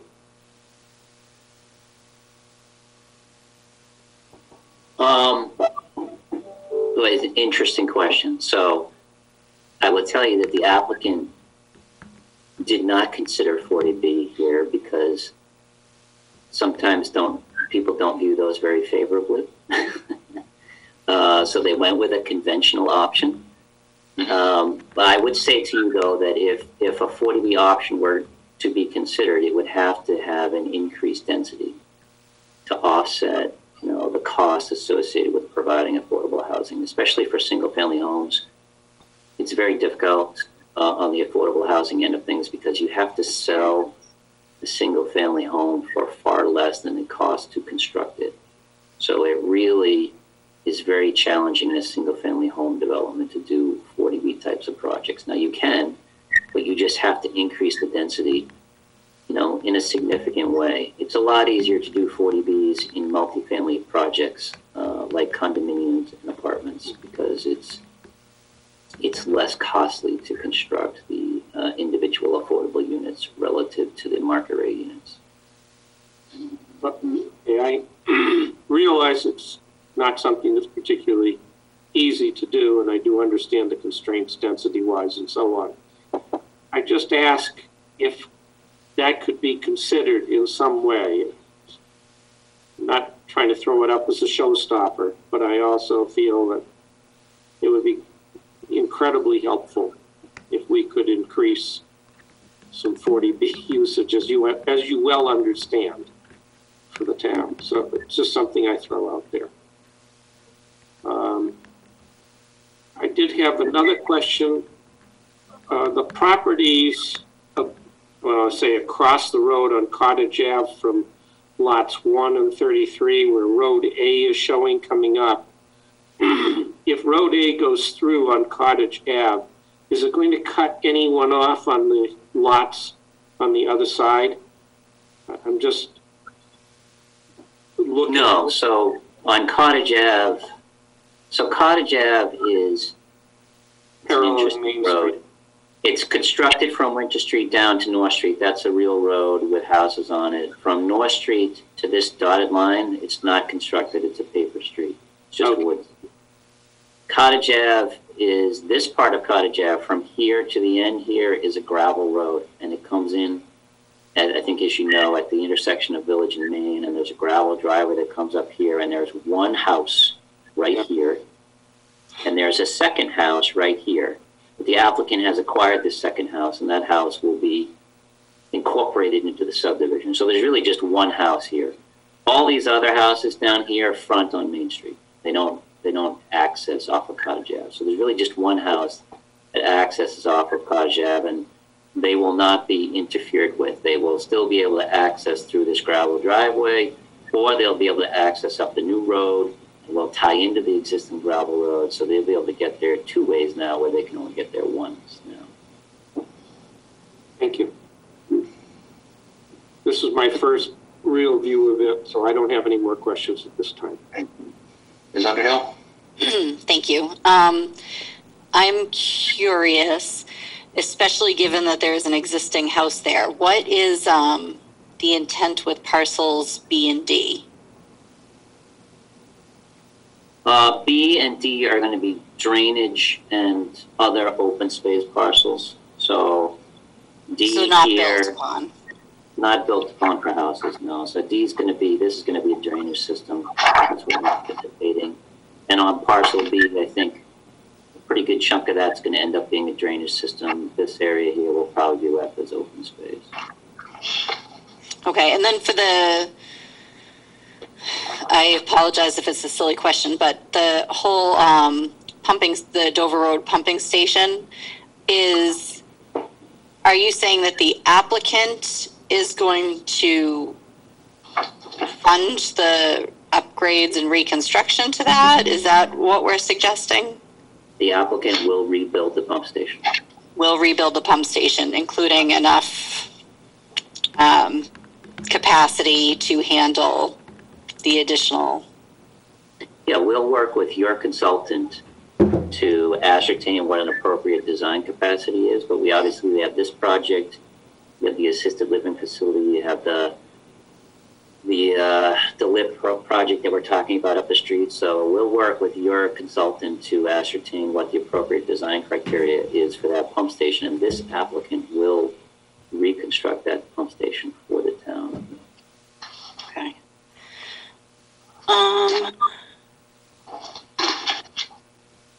I don't think I have other questions. Okay, Mr. McKay, if you could address the board in terms of the, not the concerns, but the position of the DPW and you view this proposal. Sure. So thank you, Mr. Chair. This has been carried in two reports that I've made to the Select Board on April 5th, 2019, and then again on January 27th of 2019. This project has been carried in our calculations that puts us right at the maximum of, whether how we look at it or consumption. It's still the way the Charles River Pollution District looks at it. And once this is approved and sent in, this will put us at the max of that capacity. And with their recommendation coming back to the commissioners, to the water and sewer commissioners, we will have to wait and see what how they address it. The sewer station, the lift station, we've been in negotiations with this project for at least 2 years. So far back that we actually put the water main stub for this project when we put the 12-inch main in. It was already put in there. It's off the road. It's into the driveway where Mr. American, stated where the road's going to be, and that was paid for by the developer. So that was no cost to the town or the ratepayers. As for the lift station will be reconstructed, and it was early on discussion. We do have the assisted living project, and they also have $25,000 put aside that if and whenever this project gets going, whatever comes first, they will donate $25,000 to the project, or they will have to put in there a holding tank and pump off hours. The only suggestion or advice I could give the board, there's many projects that the board has already approved. With this project coming in, I just hope it's not as a placeholder, so we can just hold on to it for years and years and years, and we're going to find ourselves in the same type of situation that we are in with sewer capacity, for homeowners that are just holding on to the sewer capacity for their homes, like in Sewer E. That number is up to like almost 47,000 gallons on a daily use from people that have not hooked up. And we are looking at hopefully to come to the Enterprise Committee to come back with the board this year for some sort of a reasonable expectation that we would look for the people that have the sewer in front of their house and that have paid for their betterment charges to tie into the sewer system. I would look at this project, maybe not this one as much, where there's a substantial cost in redoing that sewer station. It's not going to be cheap. We just had that almost same type of work that was just done on Middlesex Street when the Toll Brothers division came in. They redefined, rebuilt, and redesigned everything in that station. We're talking about the same exact type of thing here. Maybe not as large as that, but pretty close to it. I would ask the board and the commissioners to make sure that during negotiations that we do look at, if this station is going to be built, and I believe the applicant is on board with this, that we upsize that, sewer in that area would be taken care of, through this lift station, so it doesn't have to be done a third time. in my time, that station's been done twice since I've been here. One, we lifted it up and we got it out of the floodplains, which will be helpful for the new design.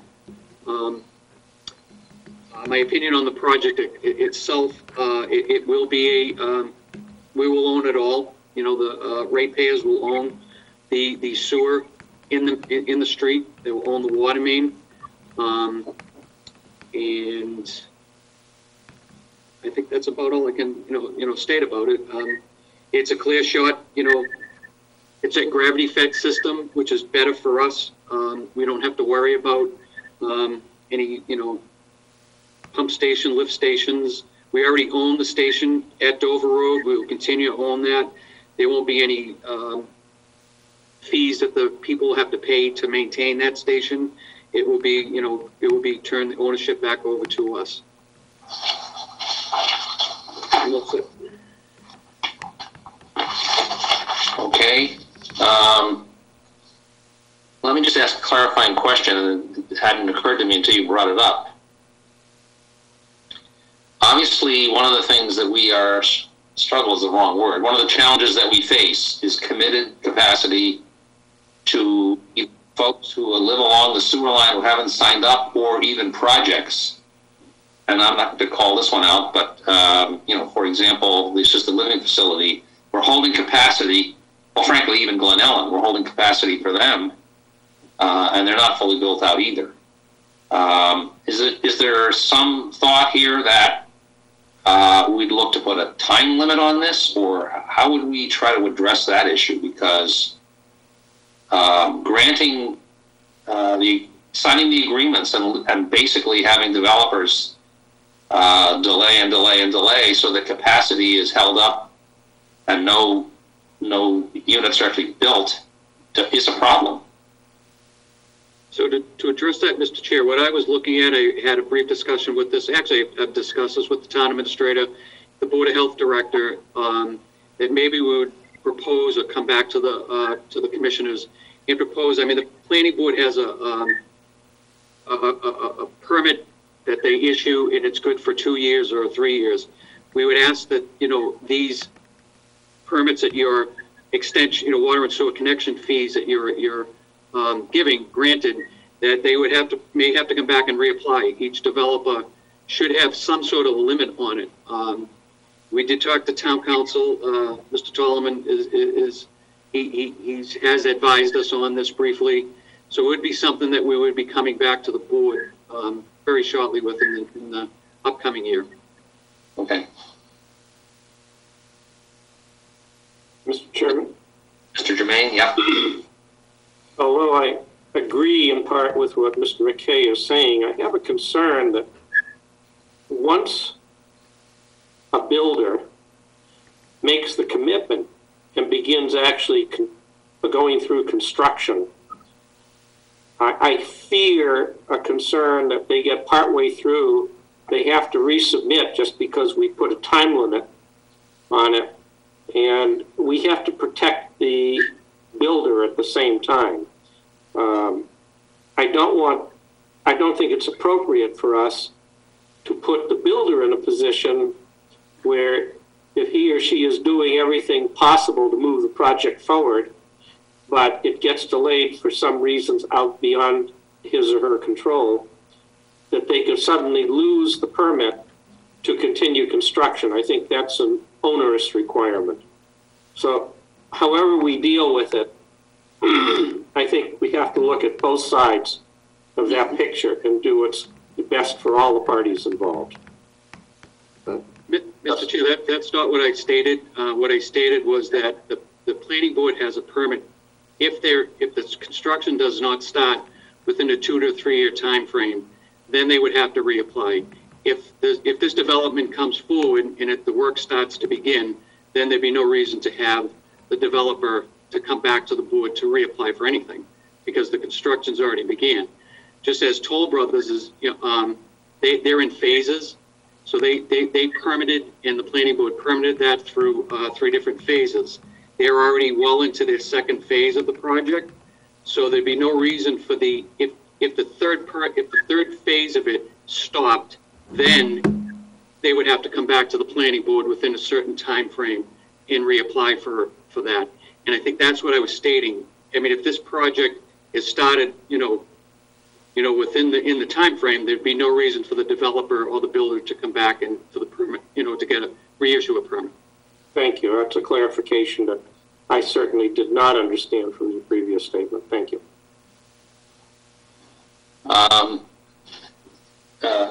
Ms. Underhill, do you have any other questions at this point? I hesitate, but yes, I think I do.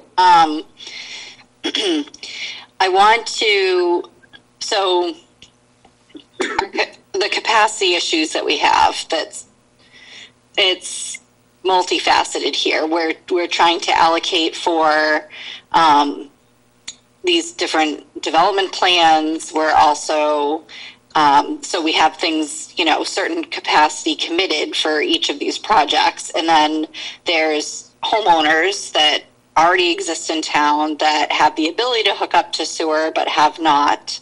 And we have to account for that possibility as well.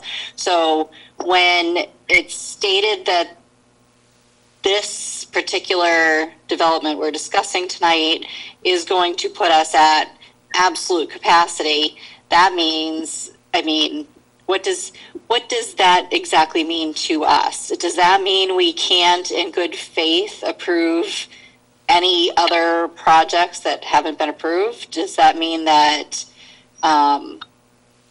we have to wait for a bylaw, or however we address things with the current residents that are choosing not to hook up? Does the redoing that Dover station, does that make a difference, or does it not make a difference? It's just for flow and not capacity. So these are my questions. So the capacity issue in both studies, there's 44 to 45,000 gallons for that's already included in that amount that we're talking about. That puts us at the capacity. And the sewer station would have, it has nothing to do with the capacity. Mr. American, did speak on what is actually being pumped and what's, going to the Charles River. They use an analysis than what we would like them to use. In a meeting that they came to the board, they said that they would not, well, they're using the Mass DEP standard of what is being, for, 110, and they're not going to waiver off of that. As of now, they're not going to do that. So they leave that up to us to police it. They will, once we start sending, with this, and we haven't sent in even the letter for the Ridge Street project, Emerson Place, and with the capacity for the assisted living project, and with the Union Street project, that was a, the 40B that I don't know if they've come to you yet. That's also calculated in those in the sewer capacity. Maybe not as grand scale of what we first anticipated that to be. But that's what the capacity is. Will we ever get to the capacity of the daily flow of 630-something thousand gallons a day? And that's hard flow going to the station every single day. It's going to be tough to get to that. We know that, but it's all on paper in how that they perceive it. I don't know what their response is going to be. They were uncomfortable with saying that we could go over that. They said that, but once we start going over that 630 something gallons that we're allowed to pump there, then we will be, it could issue either fines or, we're looking at II programs to hopefully mitigate some of that issues. That's coming up, this spring and fall. We're going to start doing some more. So if we can show that we're removing II, which is infiltration and inflow, that will help us, and they'll be happy with that. We're one of the only communities there that are doing a great job on that.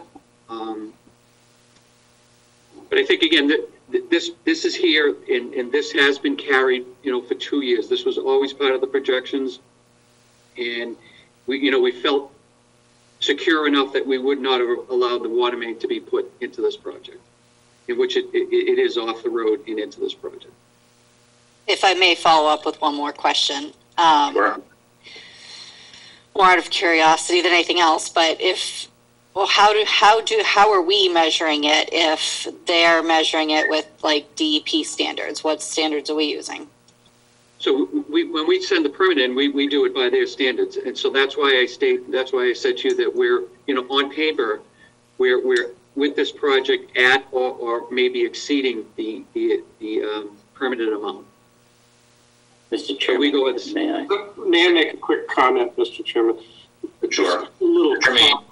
This gets a little complicated, Aaron. Okay. There are a variety of things that we're dealing with, and the Enterprise Committee is going to try to answer some of it. But we're dealing with, as they noted, a paper quantity that's based on homes that could have the right to connect, and therefore they have so many gallons that on paper they're being calculated on a daily basis. Obviously, they have 0 gallons actually going into the system at this time. There are a variety of issues associated with this that we are going to have to go over.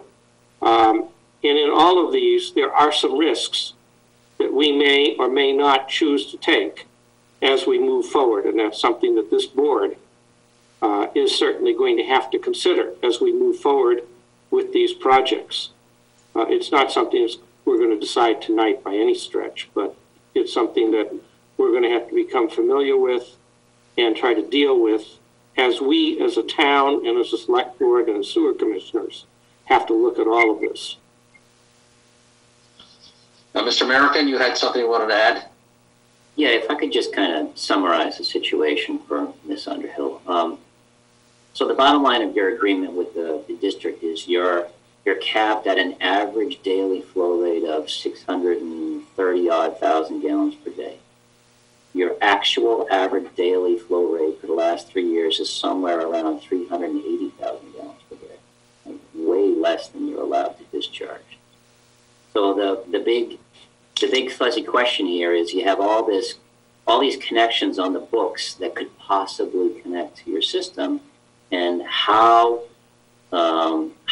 is the calculation being made of what those potential connections could do to your average daily flow rate? That's the big question. So DEP and your consultant advised you of this at that meeting that Mr. McKay was referencing, that DEP relies on a figure that is not an average daily flow rate figure for sewage generation. It's not. It's a maximum daily flow rate generation figure.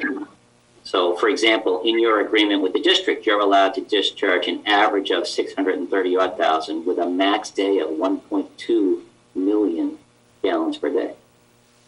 Apples and orange difference. So when we do these estimates, when I tell you this project is going to generate 19,000 gallons per day using DEP calculation methodology, that's a max day flow rate. It is not an average day flow rate. So you have all these connections on your books where, DEP says you should use the max day flow rate, but it's not a realistic number. It's not a real number. So using those inflated values, you're reaching capacity potential, but the reality is if every one of those people connected tomorrow, you would not be at capacity. And that's where, from a policy standpoint, the town has to decide, your end-line obligation is to simply make sure that you don't discharge more than an average of 630,000 gallons per day.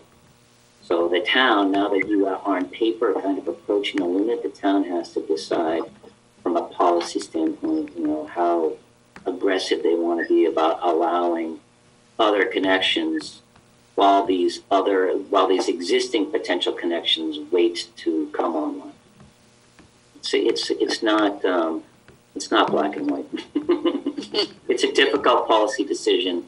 I completely understand that the town is kind of struggling with it a little bit, but as an engineer, I can tell you that based on the projects you have in the books, you are never going to reach your average daily flow rate of 630,000. It will not happen. Let's remember that. I'll guarantee it. The good news about Zoom is, of course, everything is recorded. That's right. Your consultant told you that too in that meeting that we're talking about. So it's not just me. And even the district admitted it in that meeting. Well, yeah, I mean, the ultimate success is we get everything built and, you know, where we want it, and we retain open space where we want it, and et cetera, and we have the right number of affordable housing units, and we're under capacity. Right. But we never know that until we get them built. Because as my understanding is, you know, what is expected is X, and what actually happens is X minus Y. Right. But until you build it and the flow starts, you can't prove that. But again, from my perspective, just on this one, as Mr. McKay has indicated, and others, this project is already accounted for in our projection. This is not a new one to us. So to somehow, assuming that we meet all the technical requirements and the developer does a good job and helps us with the booster station and whatnot, to deny it would seem to me to be something where it's I'm saying a double negative. This is a reasonable project, falls within this is my view anyway, falls within our projection. It gets us closer to the end game, but it's part of getting there rather than avoiding it. To me, there's no valid reason for this project to somehow get derailed by the issue with regard to capacity to the Charles River Pollution Control District.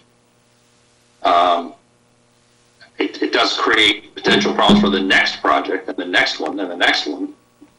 But again, this one is in our projection. It's been on the table for 2 years.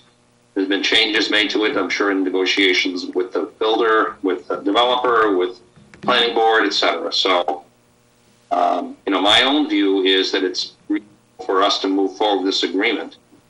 And, subject to what conditions we want to put on it, but,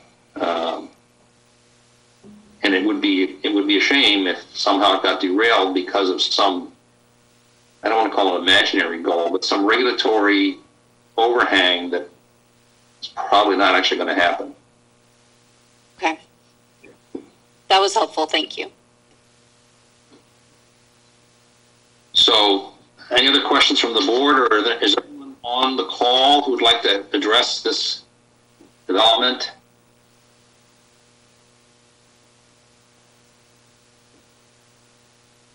Let's see, raise their hand or whatever.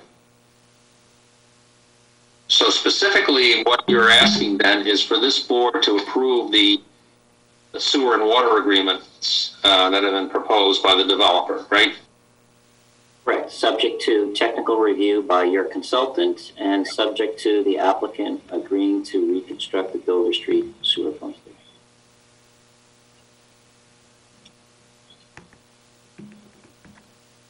And from the point of view of the town administrator and the DPW director, that would be a reasonable course for us to follow. Is that right? I agree. Yes. Yes, I agree. Okay.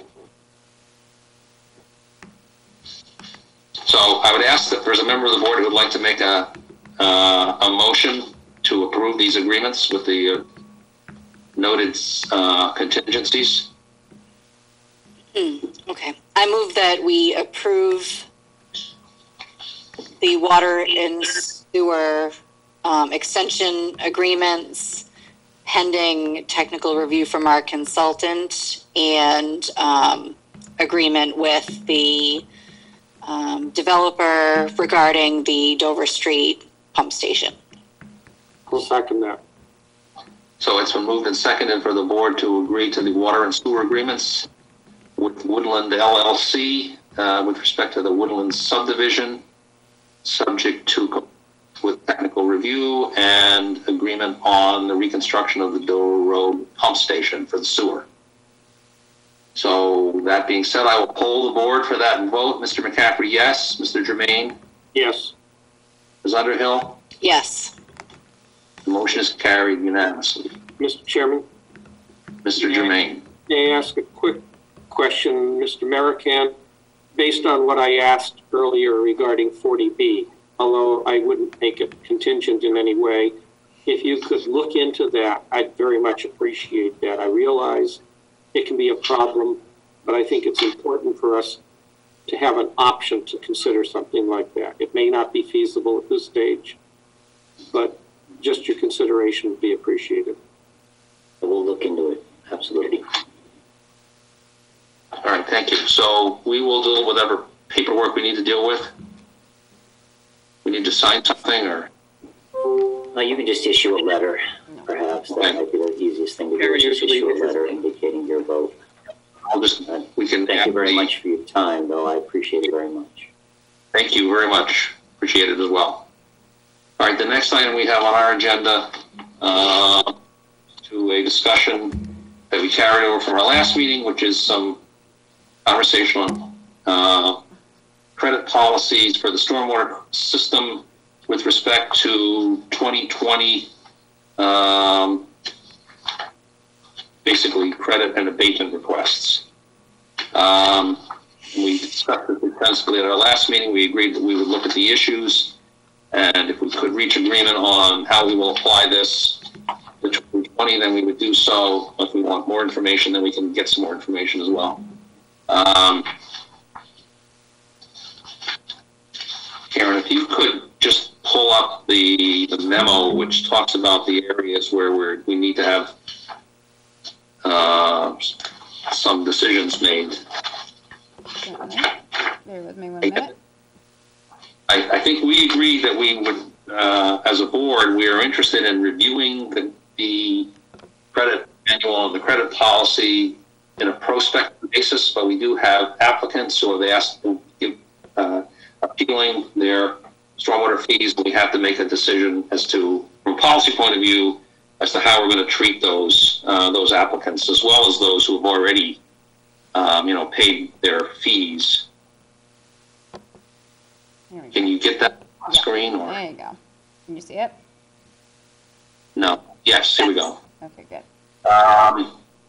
So I have just taken a shot at sort of highlighting the issues, maybe others, but I try to sort of categorize them because they will enable us to decide how we're going to treat those appeals that we have under continuance. And they're really into, I guess here, there's 3 buckets. One is the policy that we have been following for the small user credit program.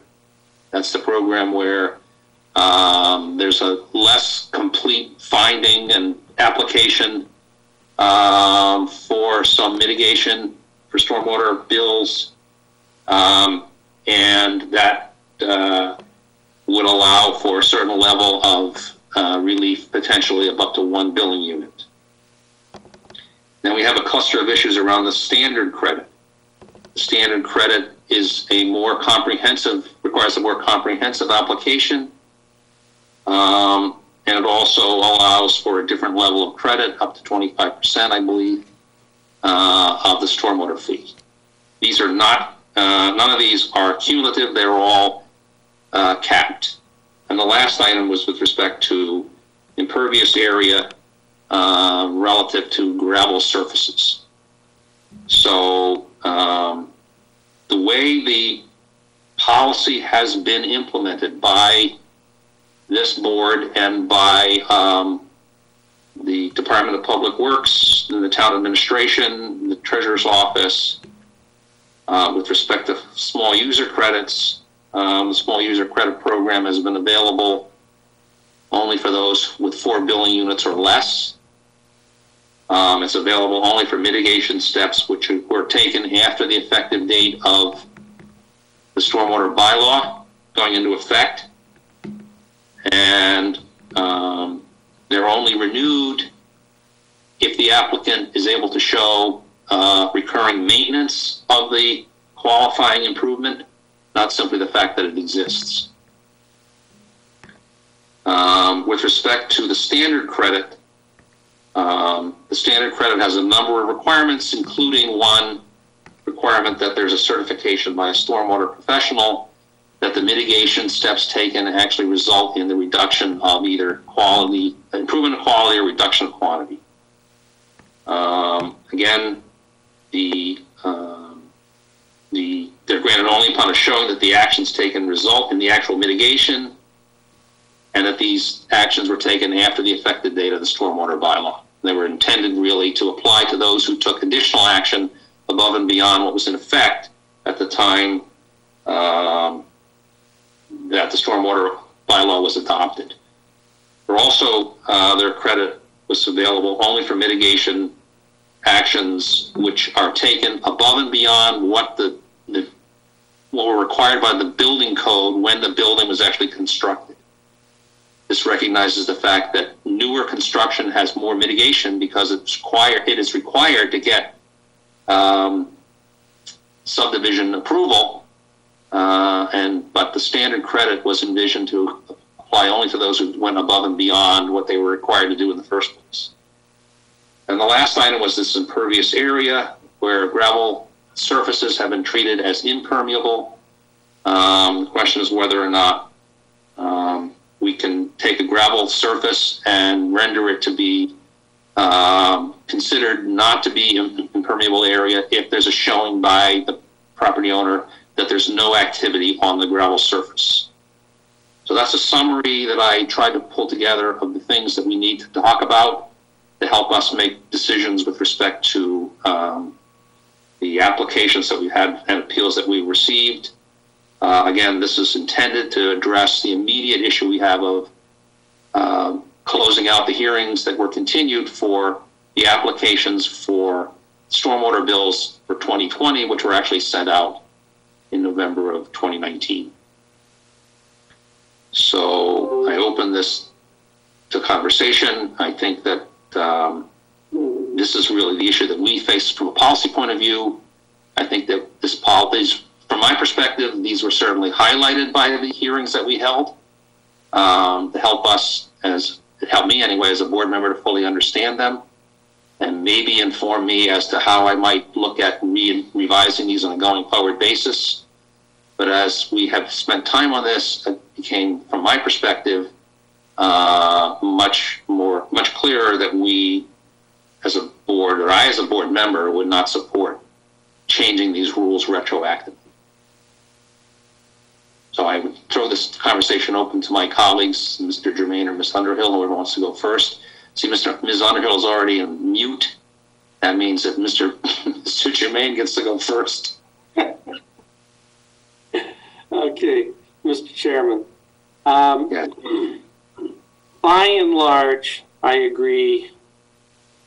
Not that I like to, but I agree because I think it's the only tenable way to go in terms of not doing too much with respect to retroactive. I had mentioned in a previous meeting that I have one issue with that, and that was the last individual who presented to us. With that exception, and I feel quite strongly about that exception, but with that exception, I think it's probably not particularly appropriate for us to be retroactive in changing any of these rules at this time. That doesn't mean, and I certainly do not recommend that we preclude potential changes to the bylaw moving forward. In fact, I feel very strongly that we need to make some changes. I feel that the policy should be one of encouraging more and more participation in environmentally accepted use of stormwater or disposal of it, or whatever you want to call it. But short of that, to go back and regardless of whether people understood the bylaws or not, to make retroactive changes to me is just opening some problem areas that are completely unanticipated and can't be understood at this time. As I said, I believe that there is one exception in that we need to take, and that is the last individual who presented. He went way above and beyond. He understood environmental conditions.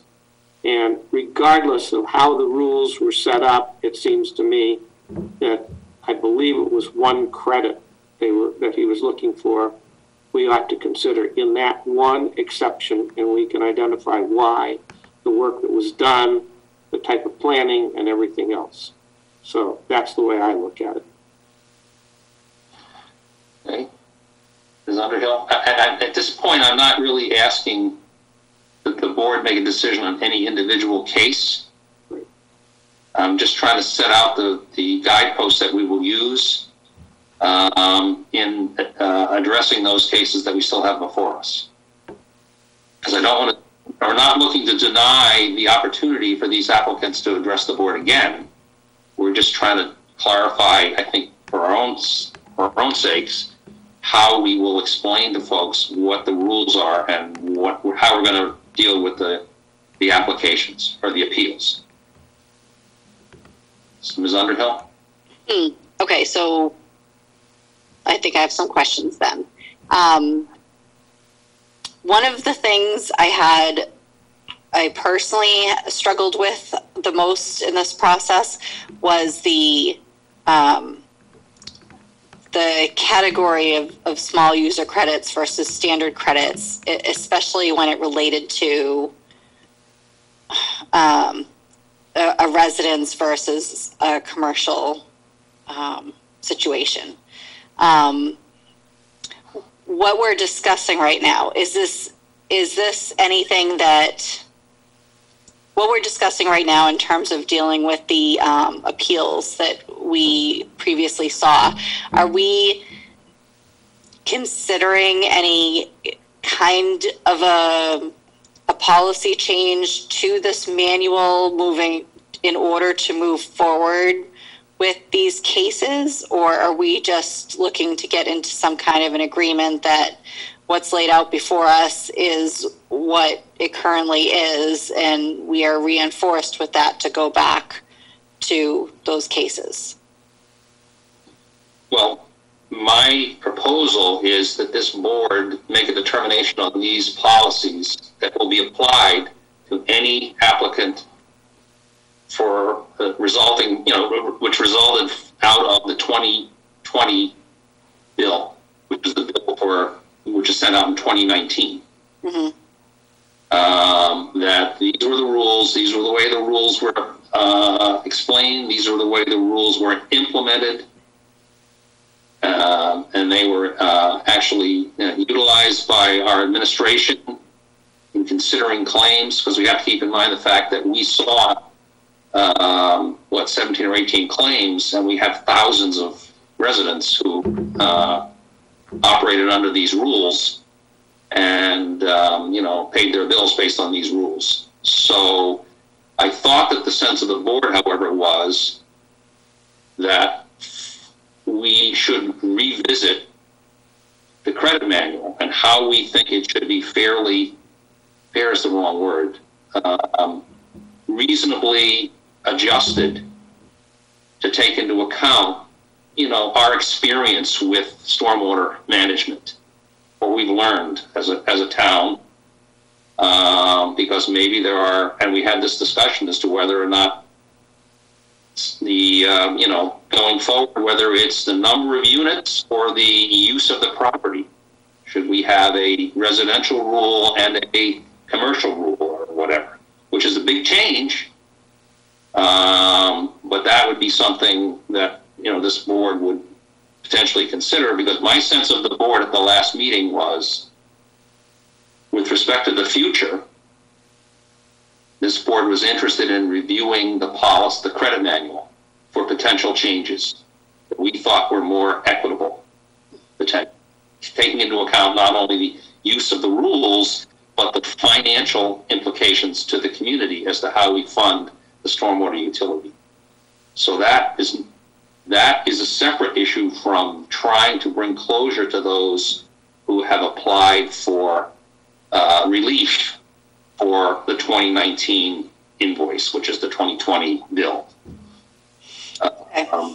That's the way I'm I'm looking at it. And what I'm asking the board tonight is to consider whether or not we would go on the record here as reaffirming these rules for the fiscal year 2020, which is basically those that have already paid their bills, already have submitted their bills and review from, because there are, dozens of folks that came in and raised issues that were dealt with by the DPW and the Treasurer's Office that never got to the appeal, didn't come to appeal to the board, and we ended up with 17 or 18 appeals that went to the board, which we heard those hearings back in November, which is, I've said and we've admitted, we should have done this months ago. That's different from the outcome. I'm just proposing that the board take a position on these rules for this round so we can at least closure. Okay. Mr. Chairman. Mr. Germain? I want to go back to what I was trying to say, perhaps not so well, is that I'm dealing in my own mind with just these rules as they exist through 2020. I'm not laying judgment on whether I think they're appropriate, good, or anything else. That's a whole different issue that I think, as you were trying to explain, I personally believe we have to deal with going forward. I do not happen to like some of these rules, but that has nothing to do with the fact that these are the rules that exist at this time. I also think the way in which they were written and the way in which some people tried to address them had enough ambiguities in them that has caused a lot of people, particularly the ones who appealed to it, that we dealt with on the appeals, to rightfully feel that there were issues that shouldn't have been that onerous to deal with. But the reality is, this is what the rules were. And it's what they are at this moment. So to that end, with the one exception I was saying, I am in favor of just saying we're going to allow these rules to stand through 2020. But the but for me is that doesn't mean I agree with the rules or that we shouldn't be potentially making changes moving forward. So that's where I stand on this.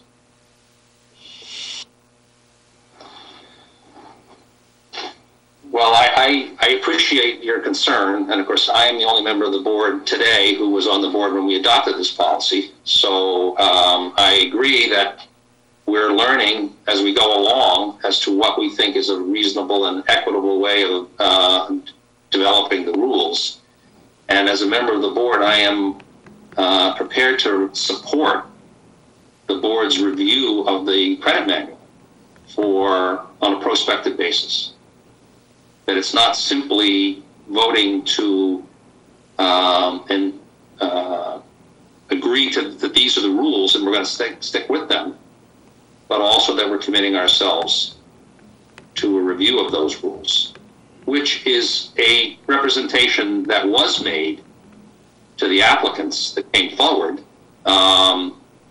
in letters from, I believe it was the director of the DPW, saying that we would consider their comments as part of our effort to, look forward to how we would have these rules apply in the future. So my position is that this board tonight will take a vote on confirming these are the rules for 2020 and also committing ourselves to a review,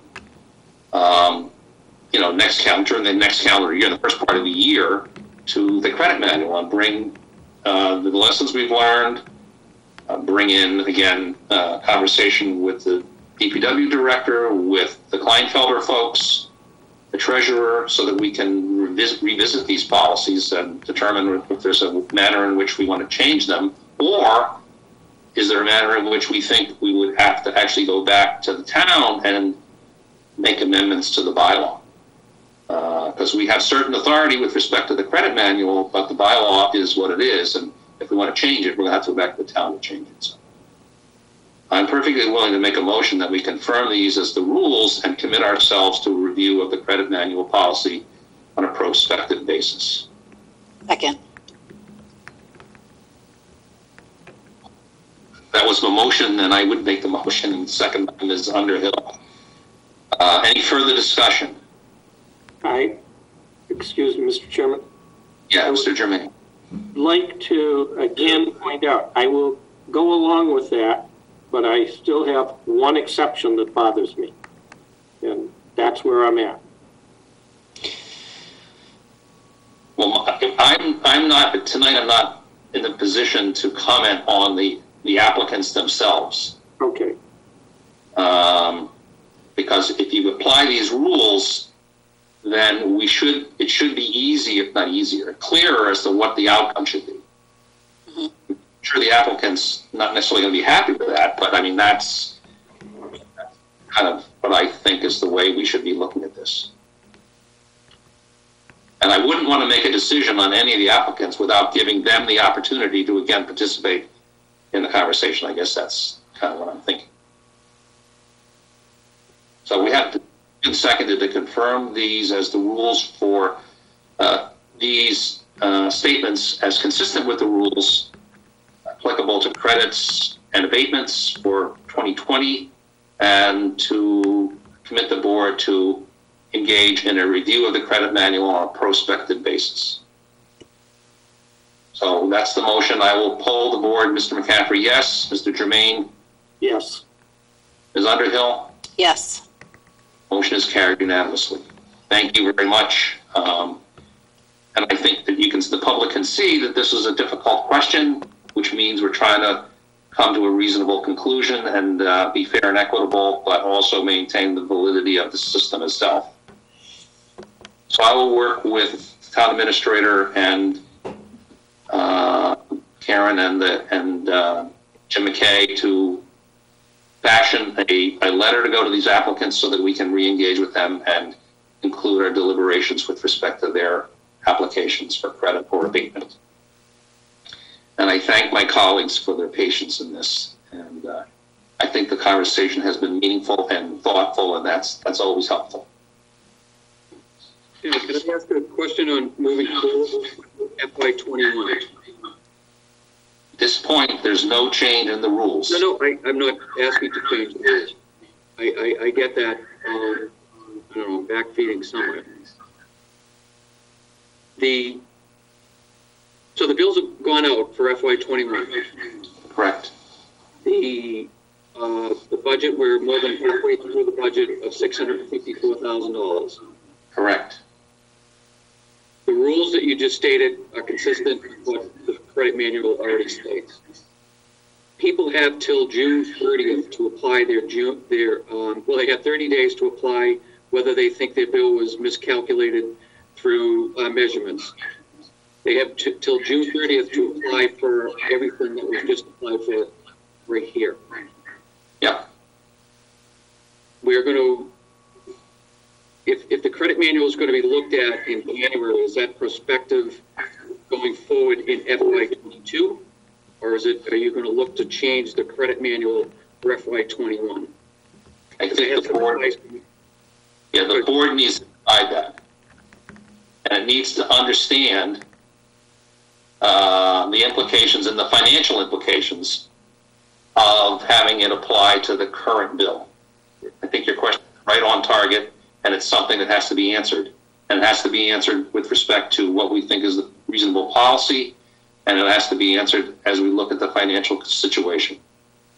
Correct. Now, and if the board makes a decision that it's going to apply, then to the current fiscal year, the board has to understand clearly what the implications are with respect to the finances of the system and the administration of the system. And I don't want to commit one thing or another because the board has to have a conversation, but I'm hoping to get this done in January to minimize any disruption. And part of looking at the credit manual, and you have the right to look at the fee structure without going back to the town meeting, or because it has nothing to do with the bylaw. The structure of the fees are under your, you know, a guidance or, you know, your regulation that you can change at any time. A change in the credit manual ever so slightly to one separate thing, well, you'd have to look at the entire payment structure. I agree with that 100%. That's exactly what we have to do. You can't make a change without understanding what it means. And that was something that I think we brought up at the last meeting, and I certainly was trying to be as clear as I could be, that a change in the allocation method is what this is to property owners is only half the story. Because if we change the way it's, we're taking the budget that we need to get and we're dividing it up among property owners. And if the bill goes down at one property because of this, you know, a change in the manual, it's going to have to go up in another one. We have to fund the system. And, you know, I think if we decide as a board that what we want to do is give more, you know, pick one more credence to, I don't know, some mitigation strategy. I don't even want to speculate on what it is. That means that someone who's not doing that is in all likelihood going to have to be charged more money than the person who is doing it.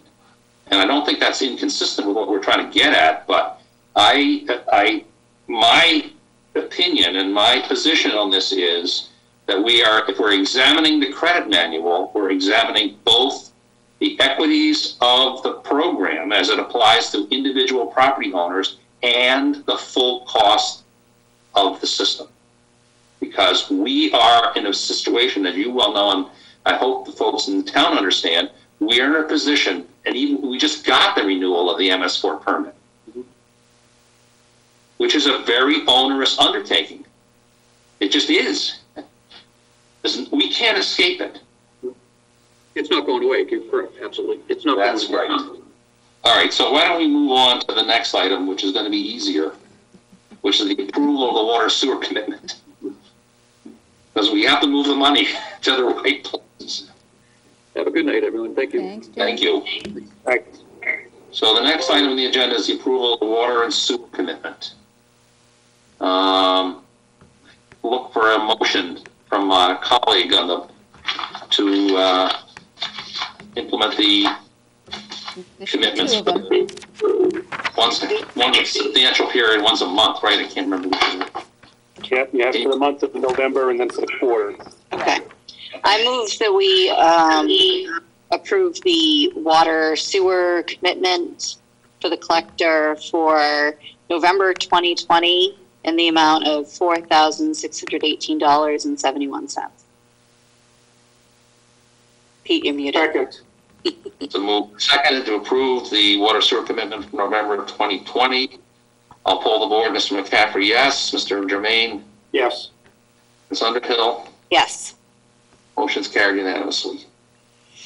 I also move that we approve the water sewer department commitment for the second quarter in a grand total of $805,484.46. Second. We moved and seconded to approve the second quarter water sewer commitment. I'll poll the board. Mr. McCaffrey, yes. Mr. Jermaine? Yes. Ms. Underhill? Yes. Motion's carried unanimously. Okay, we have an item here. Is there any report from board members on committee liaison activities that you'd like to share with the board this evening? I have excuse me, Mr. Chairman. Go ahead. Sure. Something. Go ahead, Mr. Jermaine. We had a quick meeting the other night with the Energy Committee. Again, I was quite impressed. They put together an excellent presentation. And overall, they're now getting the information out to the town in a fashion that most people are going to be able to understand the options that are available to them when they sign up for the various plans. So I thought that was very well done. Otherwise, I don't think I have anything more from any committees.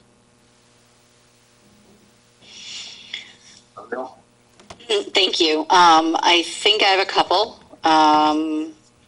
We The Community Preservation Committee met on Thursday, December 10th. Some things that were discussed were the Memorial Field Improvements Project. There needed to be a money discussion and some approvals for that. And then there was an informal discussion about a funding request for the Conservation Commission specific to the Pleasant Street property. There was significant damage from the storm that we had come through town, including a structure that was damaged, trees down, paths inaccessible. So they had a discussion about what steps should be taken to move forward with looking to start work on making that a more accessible area again. I also listened into the school committee meeting. That was on the 15th.